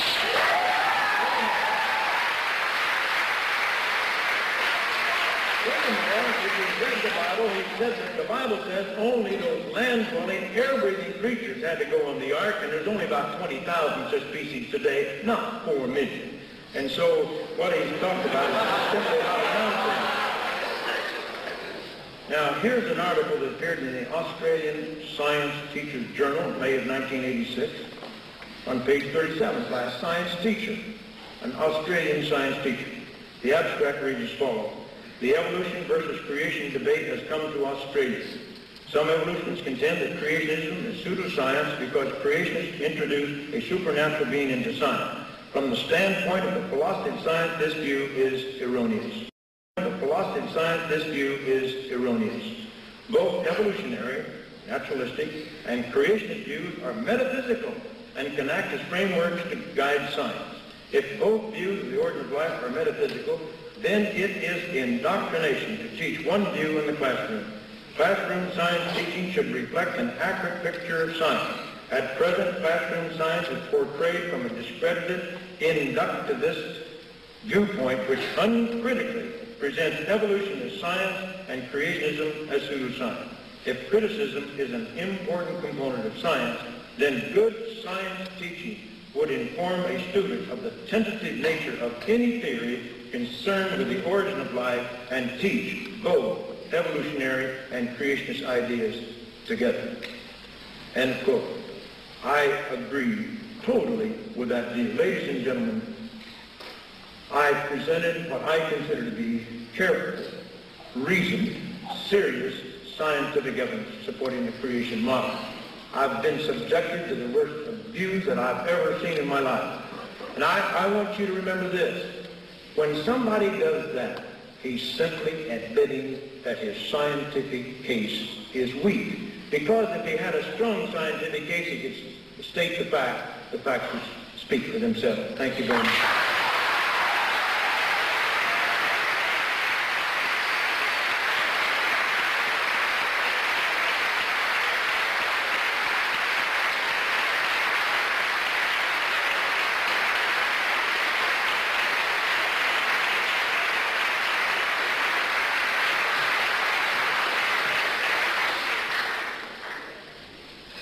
This little book seems to have caused a little trouble with our friend.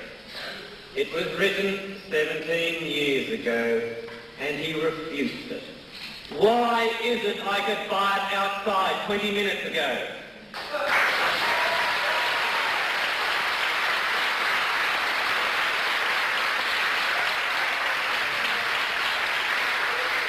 Why could I buy it?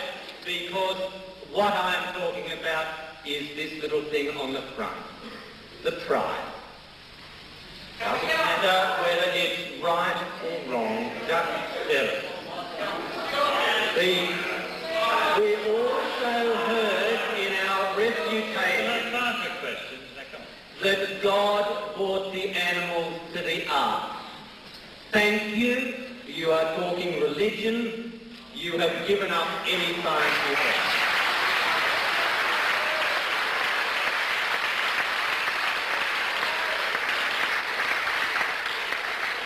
The debate here tonight is not religion versus evolution or creation versus evolution. It is a total debate on science. You cannot pull evolution out of the total integration of all of science. But let me tell you about some of I have a very nice scientific fact to show you, and I will call you onto the stage if you'd like it in a minute. Our scientific experts that have been quoted, again we go to the source. We have a Dr. Harold Flusher. Flusher has a DSc degree from the Indiana Christian University, which is not an accredited institution, and a PhD from the Columbia Pacific. That is equivalent to the ironclad hotel at Marble Bar giving you a doctorate. That's the sort of qualifications we have. Our scientific expert on creationism in this country is a Dr. Andrew Snelling. In 1985 and again in 1987, he published in the scientific literature about Proterozoic rocks in Northern Territory. In the scientific literature, Proterozoic rocks are those between 600 million years and 2,500 million years. The same scientists in the creationist literature, using the same techniques, the same rocks from the same area, published that these rocks were thousands of years old. So when we try to talk about the science of our creation scientists, either they forget to put 6 little zeros after a number, or our lovely evangelist missionaries just seem to forget truth. Now let me talk about the science. 68 scientific journals over 4 years received 135 scientific manuscripts. 18 of these were created. None were accepted for publication. That is science. I know why. Now, the theory of evolution is one we hear and see a lot as being an unsubstantiated theory, just a sequence of ideas. Scientific theory is put into the area of being unsubstantiated ideas. This is a favourite argument, that evolution is just a theory. Now, I want to do a little experiment with Dr. Gish on what scientific theory is. This is the science you have been waiting for. This is using the theory of electricity. Now, if the theory of science is just some sort of vague idea, and the theory of evolution is just some sort of vague idea, what is the theory of electricity? I'll show you.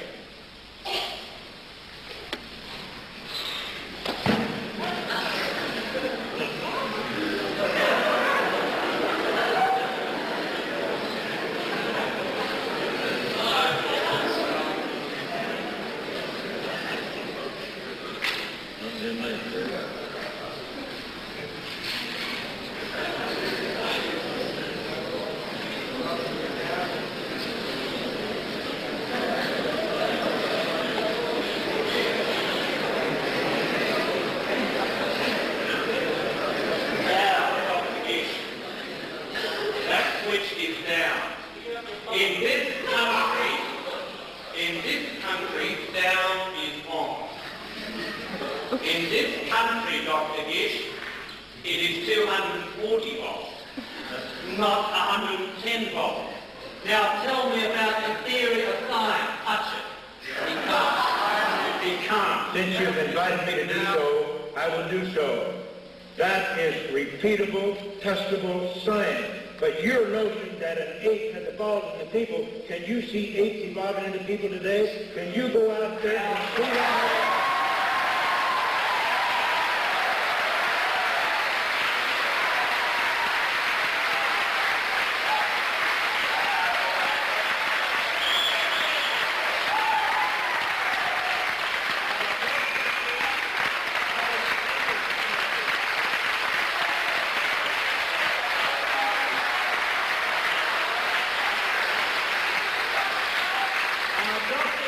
Has now demonstrated that he is selective. He does not want to believe the theory of evolution, but wants to believe the theory of electricity.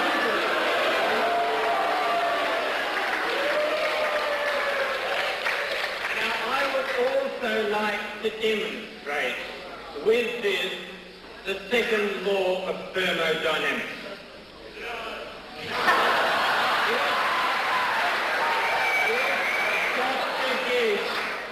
Touches this wire, we go from cranial disorder to prostrate order.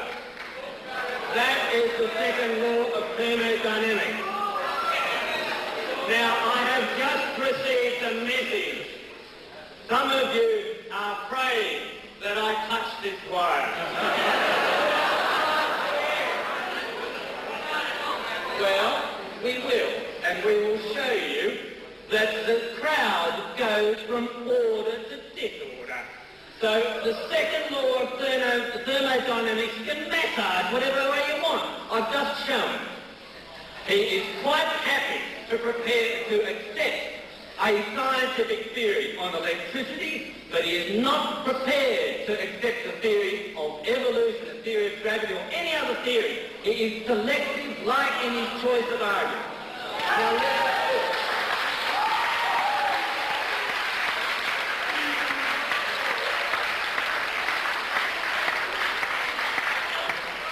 let us look now at evolution.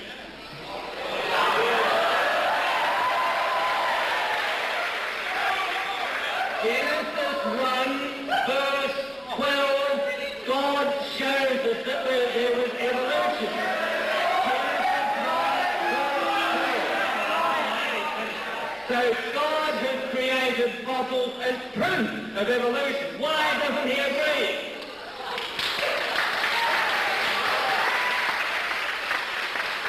We also find in Joshua that the earth is flat and that the earth is the centre of the solar system.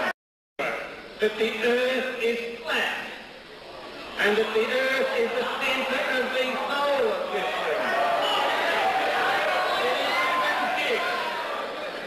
Even Gish, out of the 88 scientific statements in here, he got one right. The earth rotates around the sun.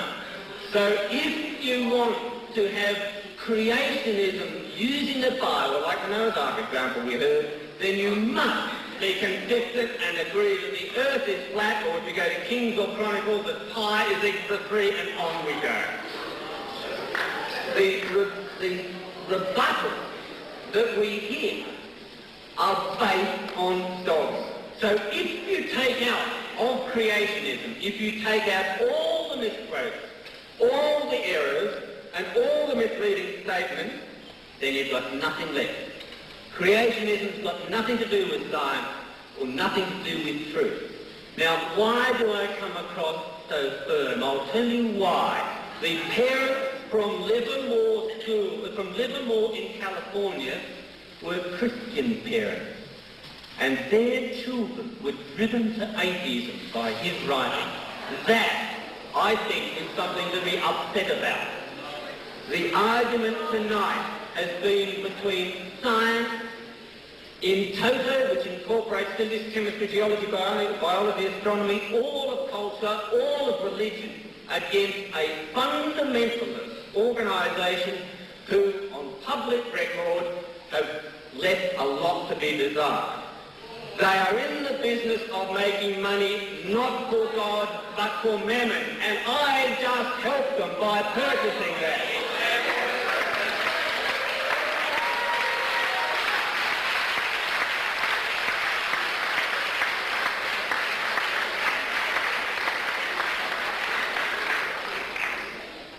I'm going to have a summary now, I think. We'll just settle for a moment, and then we have 5 minutes to finalise rebuttals, make whatever statements each contestant feels legitimate. Then we will have the question time. Now, I think it's fairly reasonable that all of us understand that for people to get a fair chance at the questions and the answers, we're going to have to maintain some form of order. That could be a little difficult. It's the choice of the meeting whether they want order or chaos. If you want your questions answered, you're going to have to go along with the methods. It's going to take a few moments to get to you with the microphone, to have the question presented, clarified, then answered. We'll be sticking to the 2-minute rule. We'll be sticking to the questions only rule. Now, 5 minutes each. Thank you.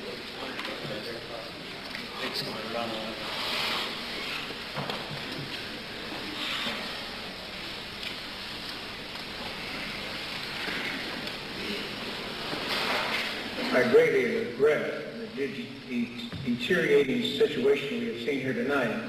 Now, you are a witness. My initial presentation, I set a tone that was reasonable, that was at an academic level. I was genuinely, I did not heap any abuse on my distinguished opponent or make any charges of any kind.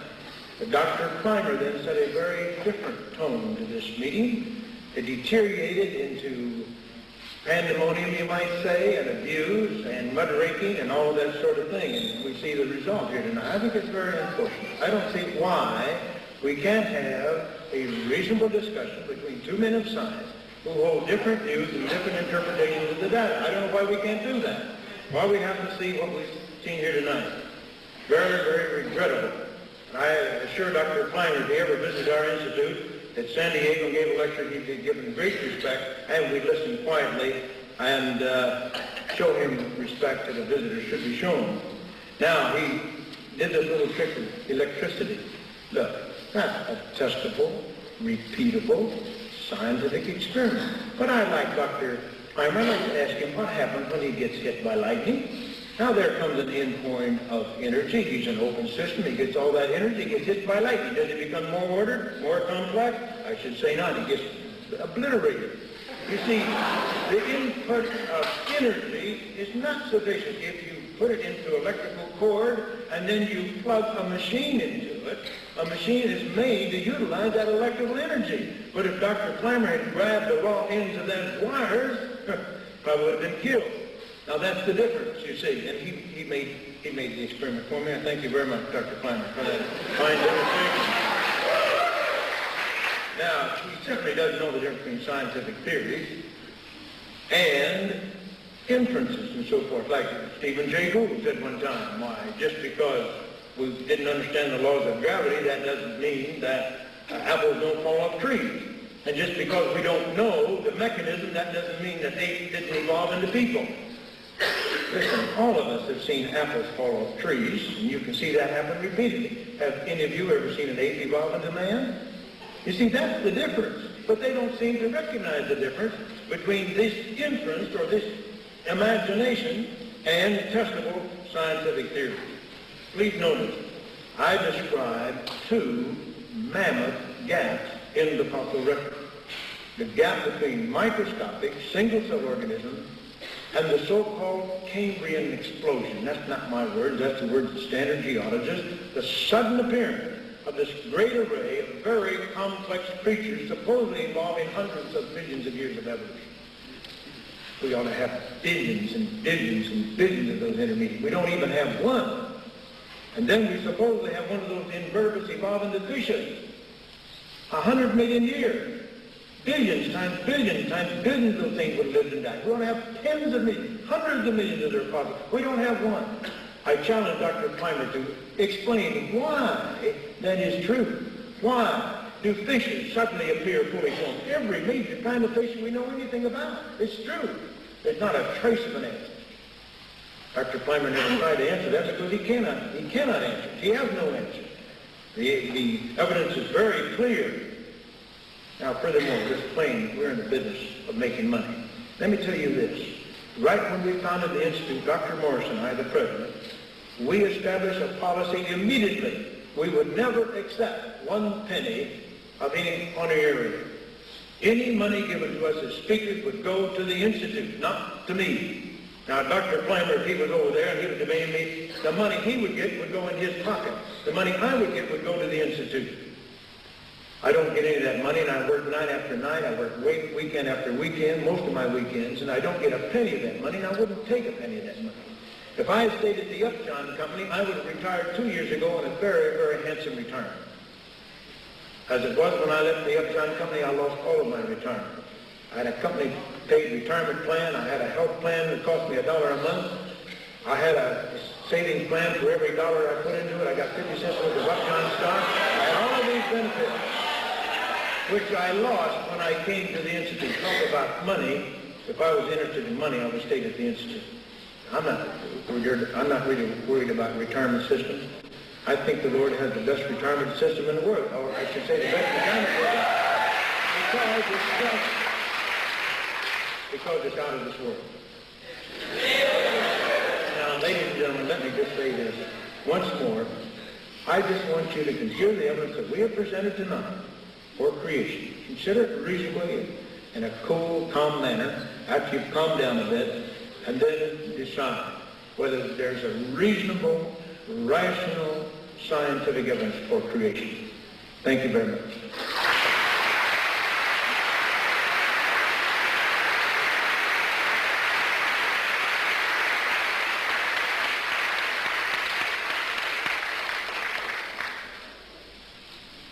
In the Supreme Court of the United States, evidence was presented by 72 Nobel Prize winners, 17 academies of science, and 7 scientific organisations, and this evidence stated that creationists wish to relabel religion as science, and it is sectarian religious dogma. 72 Nobel Prize winners, 17 academies of science and 7 scientific organisations. This is their evidence, an original of it. These are men and women who are saying we are talking about sectarian religious dogma. Creationism is an attack on religion, it's an attack on culture, and it's an attack on science. That is why I refuse to separate out gravity or which way up rocks are. It is an attack on our whole society. This booklet refers and cites as evidence some of his writings and writings of others, like Snelling and our scientist Setterfield, who has decided to change the speed of light. If one changes the speed of light, that is a magnificent scientific breakthrough. That apparently has been done by creation. So we go to the standard science citation index, look up Barry Setterfield, and the name isn't even there. So it is not science. As these people say, it's religious dogma. Then we go and look at religious dogma. Then we go and look at someone else, say like Michael Archer in the audience. He has 19 citations in the 1986 Science Citation Index. His science is therefore a contribution to humanity. There is a harmony between religion and science. These people and their followers ask 12-year-old school children to choose between creationism and atheism.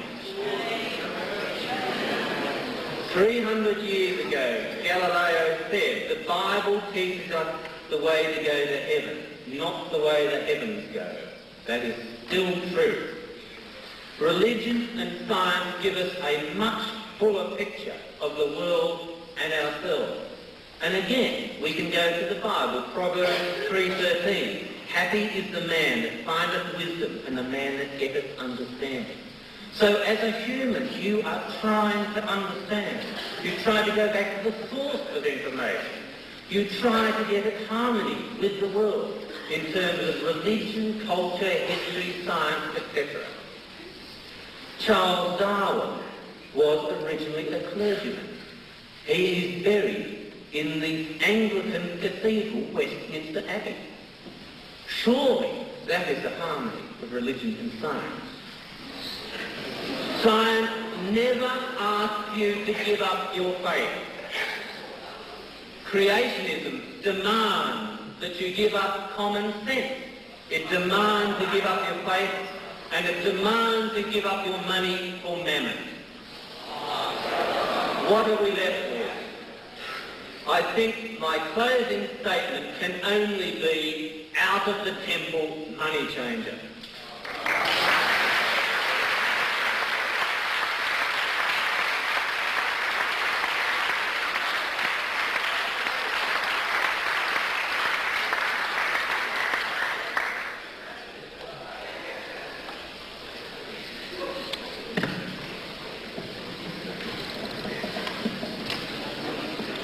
Something struck, I don't know whether it's evolution or creation.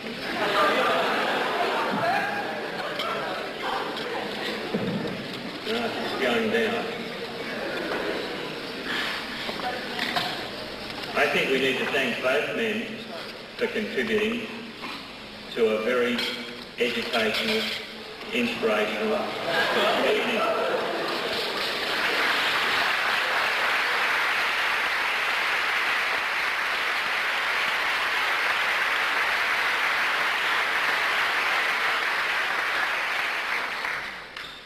It is now 10:05. I consider that's fairly late, particularly after the week we've had. I'm suggesting that we'll take questions till 20 past and then close the meeting. Does that meet with everybody's approval? May I see a show of hands, please? Those that want to take questions through till 1 a.m.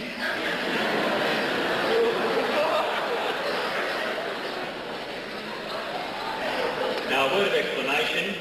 The questions As outlined before, questions only. There will be 2 minutes to answer them. Dr Gish will take the first question. Due to a slight problem we have with the radio mic, we'll be doing a little experiment as we go to make it work correctly. I need some help to pick out the question as I'm looking into light, and I am now going to be wandering around the audience. Can I have somebody? Can you see 2 hands that go up? Yes, can you pick the first one? Well, he was quickest. The gentleman was there. Turn on. Dr. Gish, I was pleased to hear you dissociate yourself from Centerfield's research, or at least carefully distance yourself. Could you explain a paradox that I've always wondered? I should explain that I work on fossils in the Australian Museum, and I work on things of the past. Things of the past I want to ask you about are not on Earth, they're in the sky. When you look at the sky, the magnificent southern sky in the Milky Way, you see stars, the galaxy. We saw recently a supernova which was dated 170,000 years ago. Given that the speed of light is fixed, and you don't disagree with that apparently, and at the time of creation, on your scale 6,000 years ago, the stars were lit up and begun. Presumably, if that light was on its way from the stars to us, we should be seeing new stars appearing all the time since the galaxy is 250,000 light years across. Now, there are only 2 or 3 explanations of this. One is that the light was created on its way to us as an appearance of age, as Henry Morris said. Or that the stars exist in real time and the light is coming to us from enormous distances and enormous times. Now, which version do you have? Is it an appearance of deceit by a creator who's created light on its way to us? Or do the stars actually exist? Do the stars exist? Is it deceit or observable fact? Well, I'd like to paraphrase the question. I think I got most of your question. First of all, it would not be deceitful on the part of the Creator if he told us what he did, which he did. That would not be deceit. Because the Bible says God created stars to be for signs and seasons on the earth. If that's the case, we had to see them immediately. That's the only solution I could give, which you suggested. Now, as far as the supernova is concerned, I don't know. I don't know. I don't know enough about the physics of that to understand it. I would have to say this, that what seemed to indicate, if that supernova really did take place 100,000 years ago, and we're only seeing it today, then truly it happened 100,000 years ago. And the universe is not 10,000 years old or 6,000 or 8,000 years old.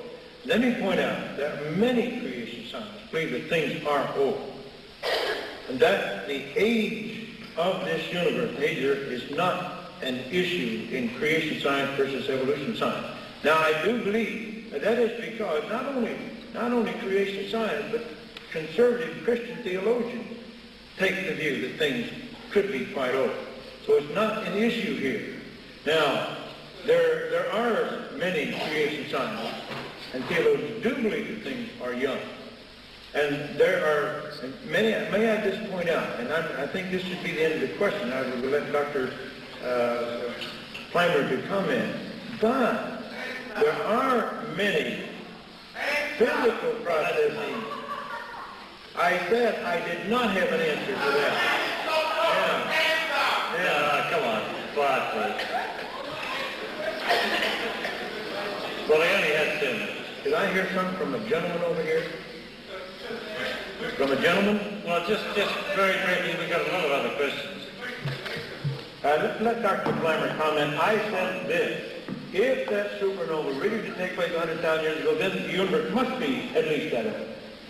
But, okay. That'll do. Dr. Gish, I have most of your books. And in your books, you clearly, repeatedly state that the world is very young, 6,000 years. You may stretch it to 8 or 10, but that's the furthest that the creationists will go. Now, I only talked about the backyard of our universe, our galaxy. If we go further to galaxies 10,000 million light years away? It has the same answer. There's many evidences on both sides of that question.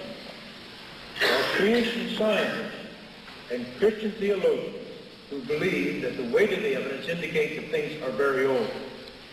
There are other creation scientists who believe the weight of evidence indicates that things are probably quite young. There are many similar questions.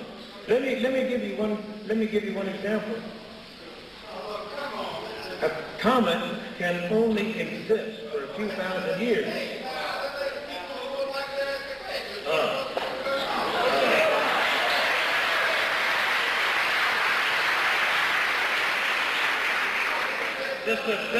I'll ask you a question in a minute, Dr. Avalanis.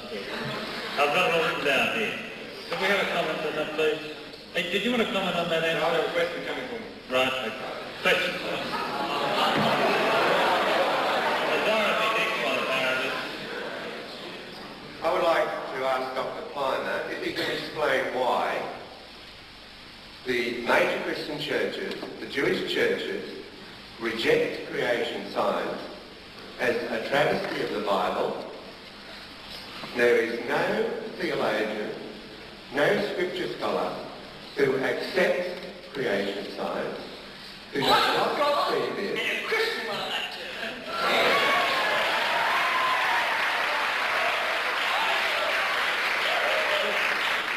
With all due respect, you're a living fossil.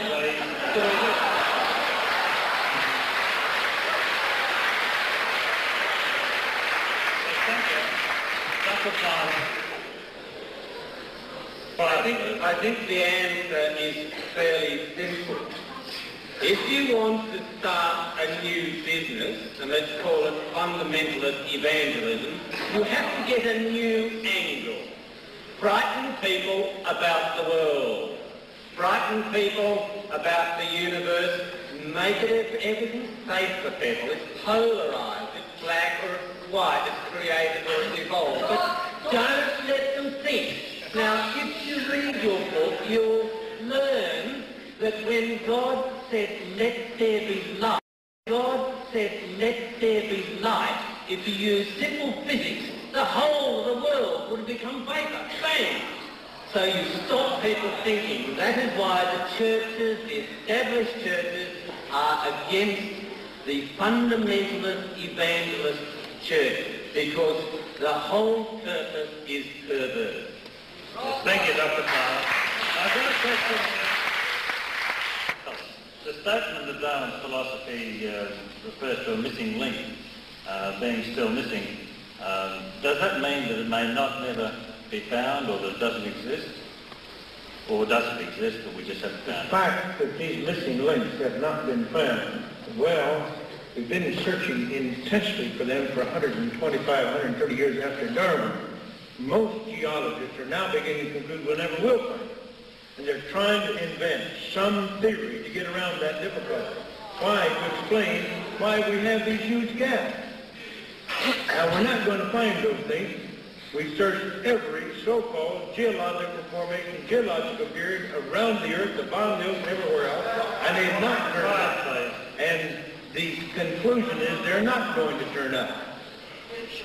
Now, you can believe anything you want to, and obviously a lot of people do believe a lot of different things. They're willing to believe anything to deny the possibility of creation.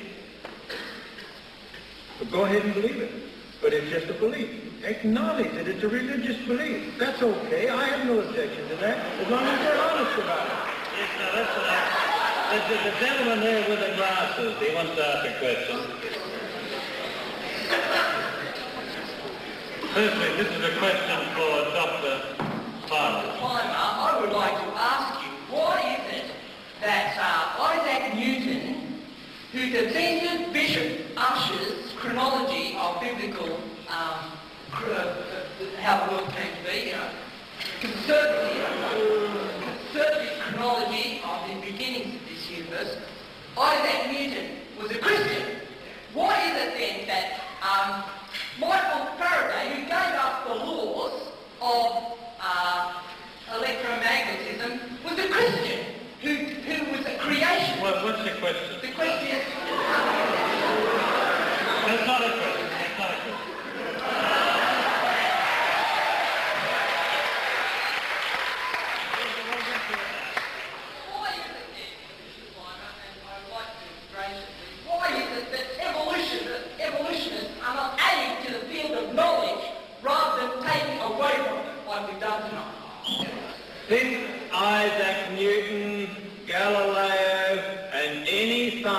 evidence of the past that you would like to mention.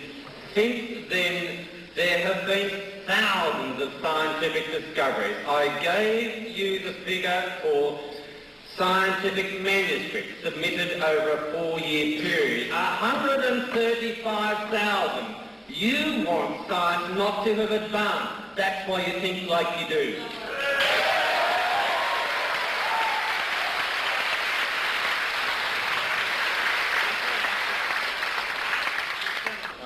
I'd like to ask Mr. Gish, I take it he believes in a creationism of a particular religion. Now, I believe that the world is full of many religions, many of whom have their own creation theories. I'd like to ask Dr. Gish what particular creation theory he believes in, and has he done a comparative study of them, and if he has chosen a particular one, why has he chosen that particular one over the others? The answer to that question is very simple. We want none of these taught in the public schools. We don't want the book of Genesis. We don't want the Navajo Indian version. We don't want the Hindu version. We don't want any of these taught. What we want is the kind of scientific evidence that I presented here tonight. If you are a believing Muslim, an Orthodox Jew, if you are a Christian, if you are a Hindu, no matter what, then the theistic creation model comes within your area, and it can fit and support any kind. I personally accept the Judeo-Christian view. I believe it is the correct one. That's what I accept. And that is on the basis of my faith, just as an atheist has faith, just as an agnostic has faith, just as anyone has faith, and don't kid yourself. Now, Dr. Plimer put his finger on it. He started to lambaste the fundamentalists. Why don't fundamentalist Christians have some rights? Why can't their viewpoints be heard? Why can't the fundamentalist Catholics, the fundamentalist Presbyterians, the fundamentalist Baptists, why don't we have any rights? Why is it only the liberal and the agnostic and the atheist? Right now in the United States, what they say is this: you have 1,000 kids in a school, and if there's one atheist, you can't teach anything that would even hint at the existence of God. You've got to bow down before that one atheist. Now, what's democratic about that? What's right about that? Why can't we teach both? Why can't both these kids hear both sides of this question? What's wrong with that? I'd like to know what's wrong with it. This gentleman over here.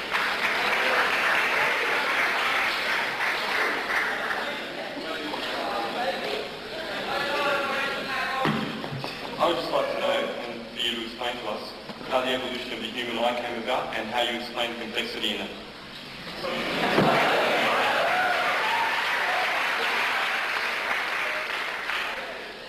My arguments tonight have been on the beauty of science. And in science, if we do not understand something, we go looking. And we don't have a blind, unreasoning faith. We don't say, because I have enjoyed cranial contraction, therefore it's creation. I have a question from a teacher. We got evolution.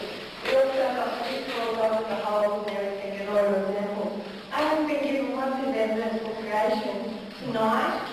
Can you give me one, please? But if I understood the question correctly, it was to give her one evidence for creation. Is that what she said?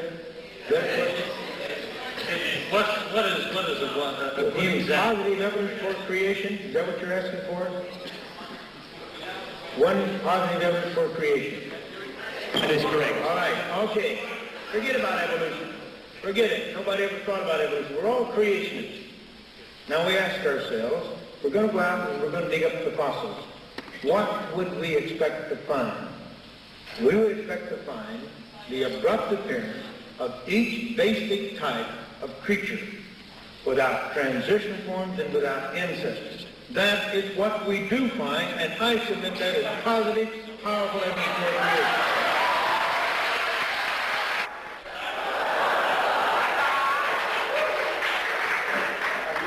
Here it's evolved. Michael Archer here. Thank you. Gish was quoting my book out of context. I was delighted to demonstrate exactly some of the things that Professor Plimer has said that creationists do. And I'll talk to you about that after a while. But of course, right next to the page in which we talked about the fossil record of elephants that is punctuated equilibrium, there was, of course, the thing that you didn't cite, which was the miraculous equilibrium, fossil record of completely adaptable primates. But could I'll give you a choice. You've asked for me. Could I give you a choice to discuss the significance of Pichia or probatic nature, Pichia between invertebrates and vertebrates, and probatic nature between reptiles and mammals? The question. It's difficult for me to understand the question. That's my problem. Yes, I'm sorry about that. Can you understand me now? I'm hearing you well right now. Yes. I've sort of given you a choice. Could you discuss why you think Pichia, for example, is not a structural intermediate and a temporal intermediate? What is not? What is not? Pichia grasslands. I'm sure you know about the fossil record. Pichia grassland. It's a late Cambrian cephalochordate. The late Cambrian. You mean in the Ediacaran? No, it's in the Burgess Shale. And that's not late Precambrian. That's middle Cambrian. That's middle Cambrian. The Burgess Shale is middle Cambrian, right? I didn't say Precambrian. I said Cambrian. It's middle Cambrian. Okay. I'd like you to consider why Pichia grasslands is not a structural intermediate and a temporal intermediate between invertebrates and vertebrates, or why Probenignathus in the Triassic is not a structural intermediate between reptiles and mammals. What was the last one you mentioned? Probenignathus jensenii. Probenignathus. All right, I'd be glad to answer that. I wish I had my notes handy here. Tom Kemp, let me address this problem about the mammal-like reptile. Now, here's another thing.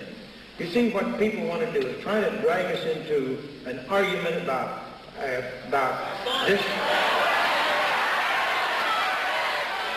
All right, now let's be fair about this. I pointed out the immense gap where there is no argument, where there is no discussion, where these invertebrates do all appear fully formed, and there's no question that they do. And there's hundreds and hundreds of millions of years gap there. There's 100 million year gap between the invertebrates and the vertebrates, and no ichthyologist who knows anything about it would claim to have any ancestors for fishes, none whatsoever. You're talking about something found in the middle Cambrian, and it's not an intermediate between anything. Is it soft-bodied?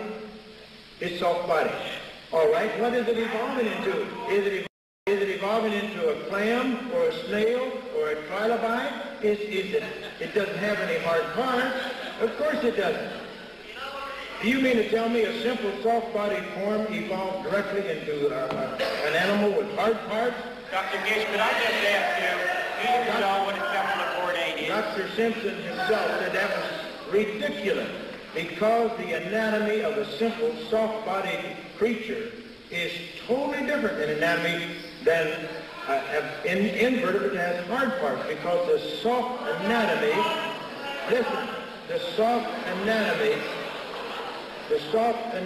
of an animal with hard parts is intimately integrated with those hard parts.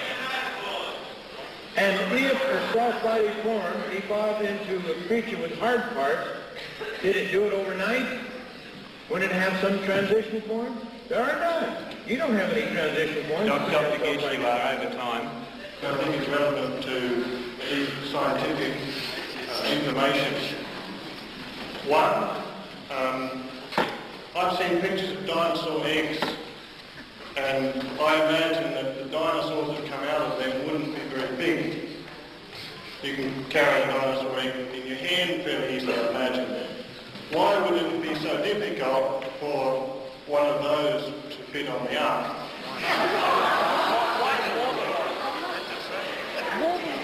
Secondly,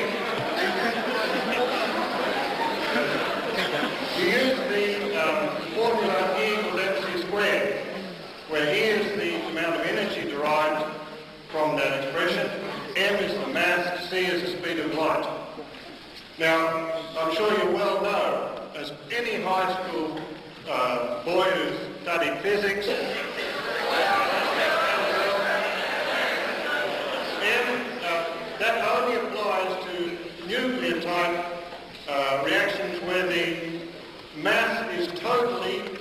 convert into energy, where there's no, that is exactly, that mass is converted exactly to energy. That has absolutely nothing whatsoever to do with chemical reactions as go on in burning fires, to my knowledge. So if you respond, thank you. Okay. Turning right on after a year.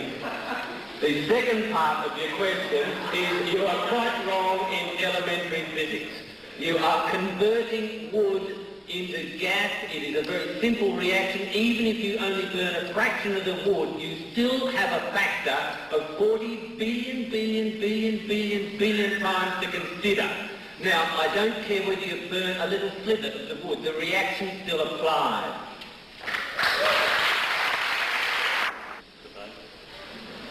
Now, I don't call this a debate. Just be quiet for a minute. This is not a debate. This is something which started out as a presentation of what is classified as a science by a creation specialist, and it was deliberately attacked for various reasons by the second speaker. He didn't address his remarks at all to the question, in my opinion, and I give him 9 out of 10 for that. However, in his attempted rebuttal, Dr Plimer did come around to what perhaps is the real issue, and that is how does evolution explain, I suppose, really when it says origins, the origin of the universe, for instance. Now, from a philosophical point of view, no one can explain the origin of the universe. If you study arts or law, or as I have, and they won't get up there and say, well, you know, before the theory of negligence, God did this. All right, I won't be long. God doesn't come into law very much.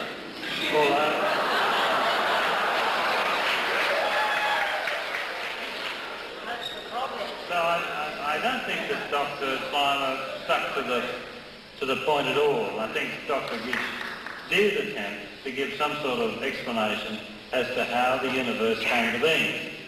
And of course, he said he wasn't quoting Genesis, he was going to give a scientific explanation. But it would appear, from what I understood him to say, that other than certain examples, which apparently we can all see with our own eyes, the real guts of the creationist argument is based on the first 2 chapters of Genesis, which are there for anyone to read, and I suggest if you haven't read them, you should, because that will give you some understanding of what apparently is at the basis of the creationist argument. From a scientific point of view, I don't know why we can give either speaker a terribly high mark, and I don't think they've produced all that much information which backs up either theory. So really it's just a matter for you to decide for yourselves. As long as, I think Dr Plimer summarised it pretty accurately, as long as it's, and it's a serious matter, let's face it, as long as it's a step forward. And of course that's what all science, and being a scientist, Dr Plimer will take that attitude. All science should be for the, not only for the betterment of mankind, although I don't think the bomb would be, but it certainly is supposed to be progress and progressive. And his attack, of course, was that creationist is not progressive. And that's something that you have to decide is an attempt to teach something which basically, it would appear to be biblically based, in the schools as a science, as a creation science. And it would appear that that's something really, from what I can see here tonight, that everybody must make a decision on. But certainly creation science is not taught in our schools, and but the Bible is. So is that sufficient? Right, that's what I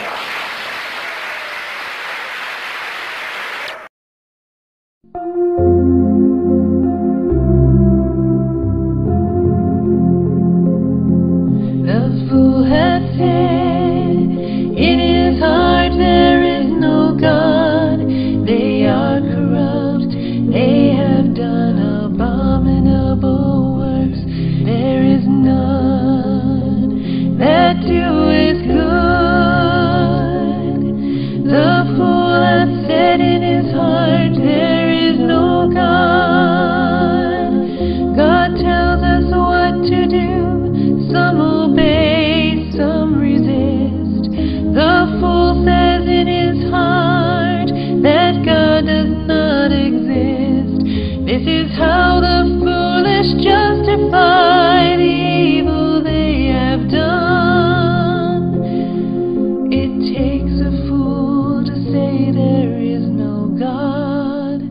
Psalm 14 verse 1.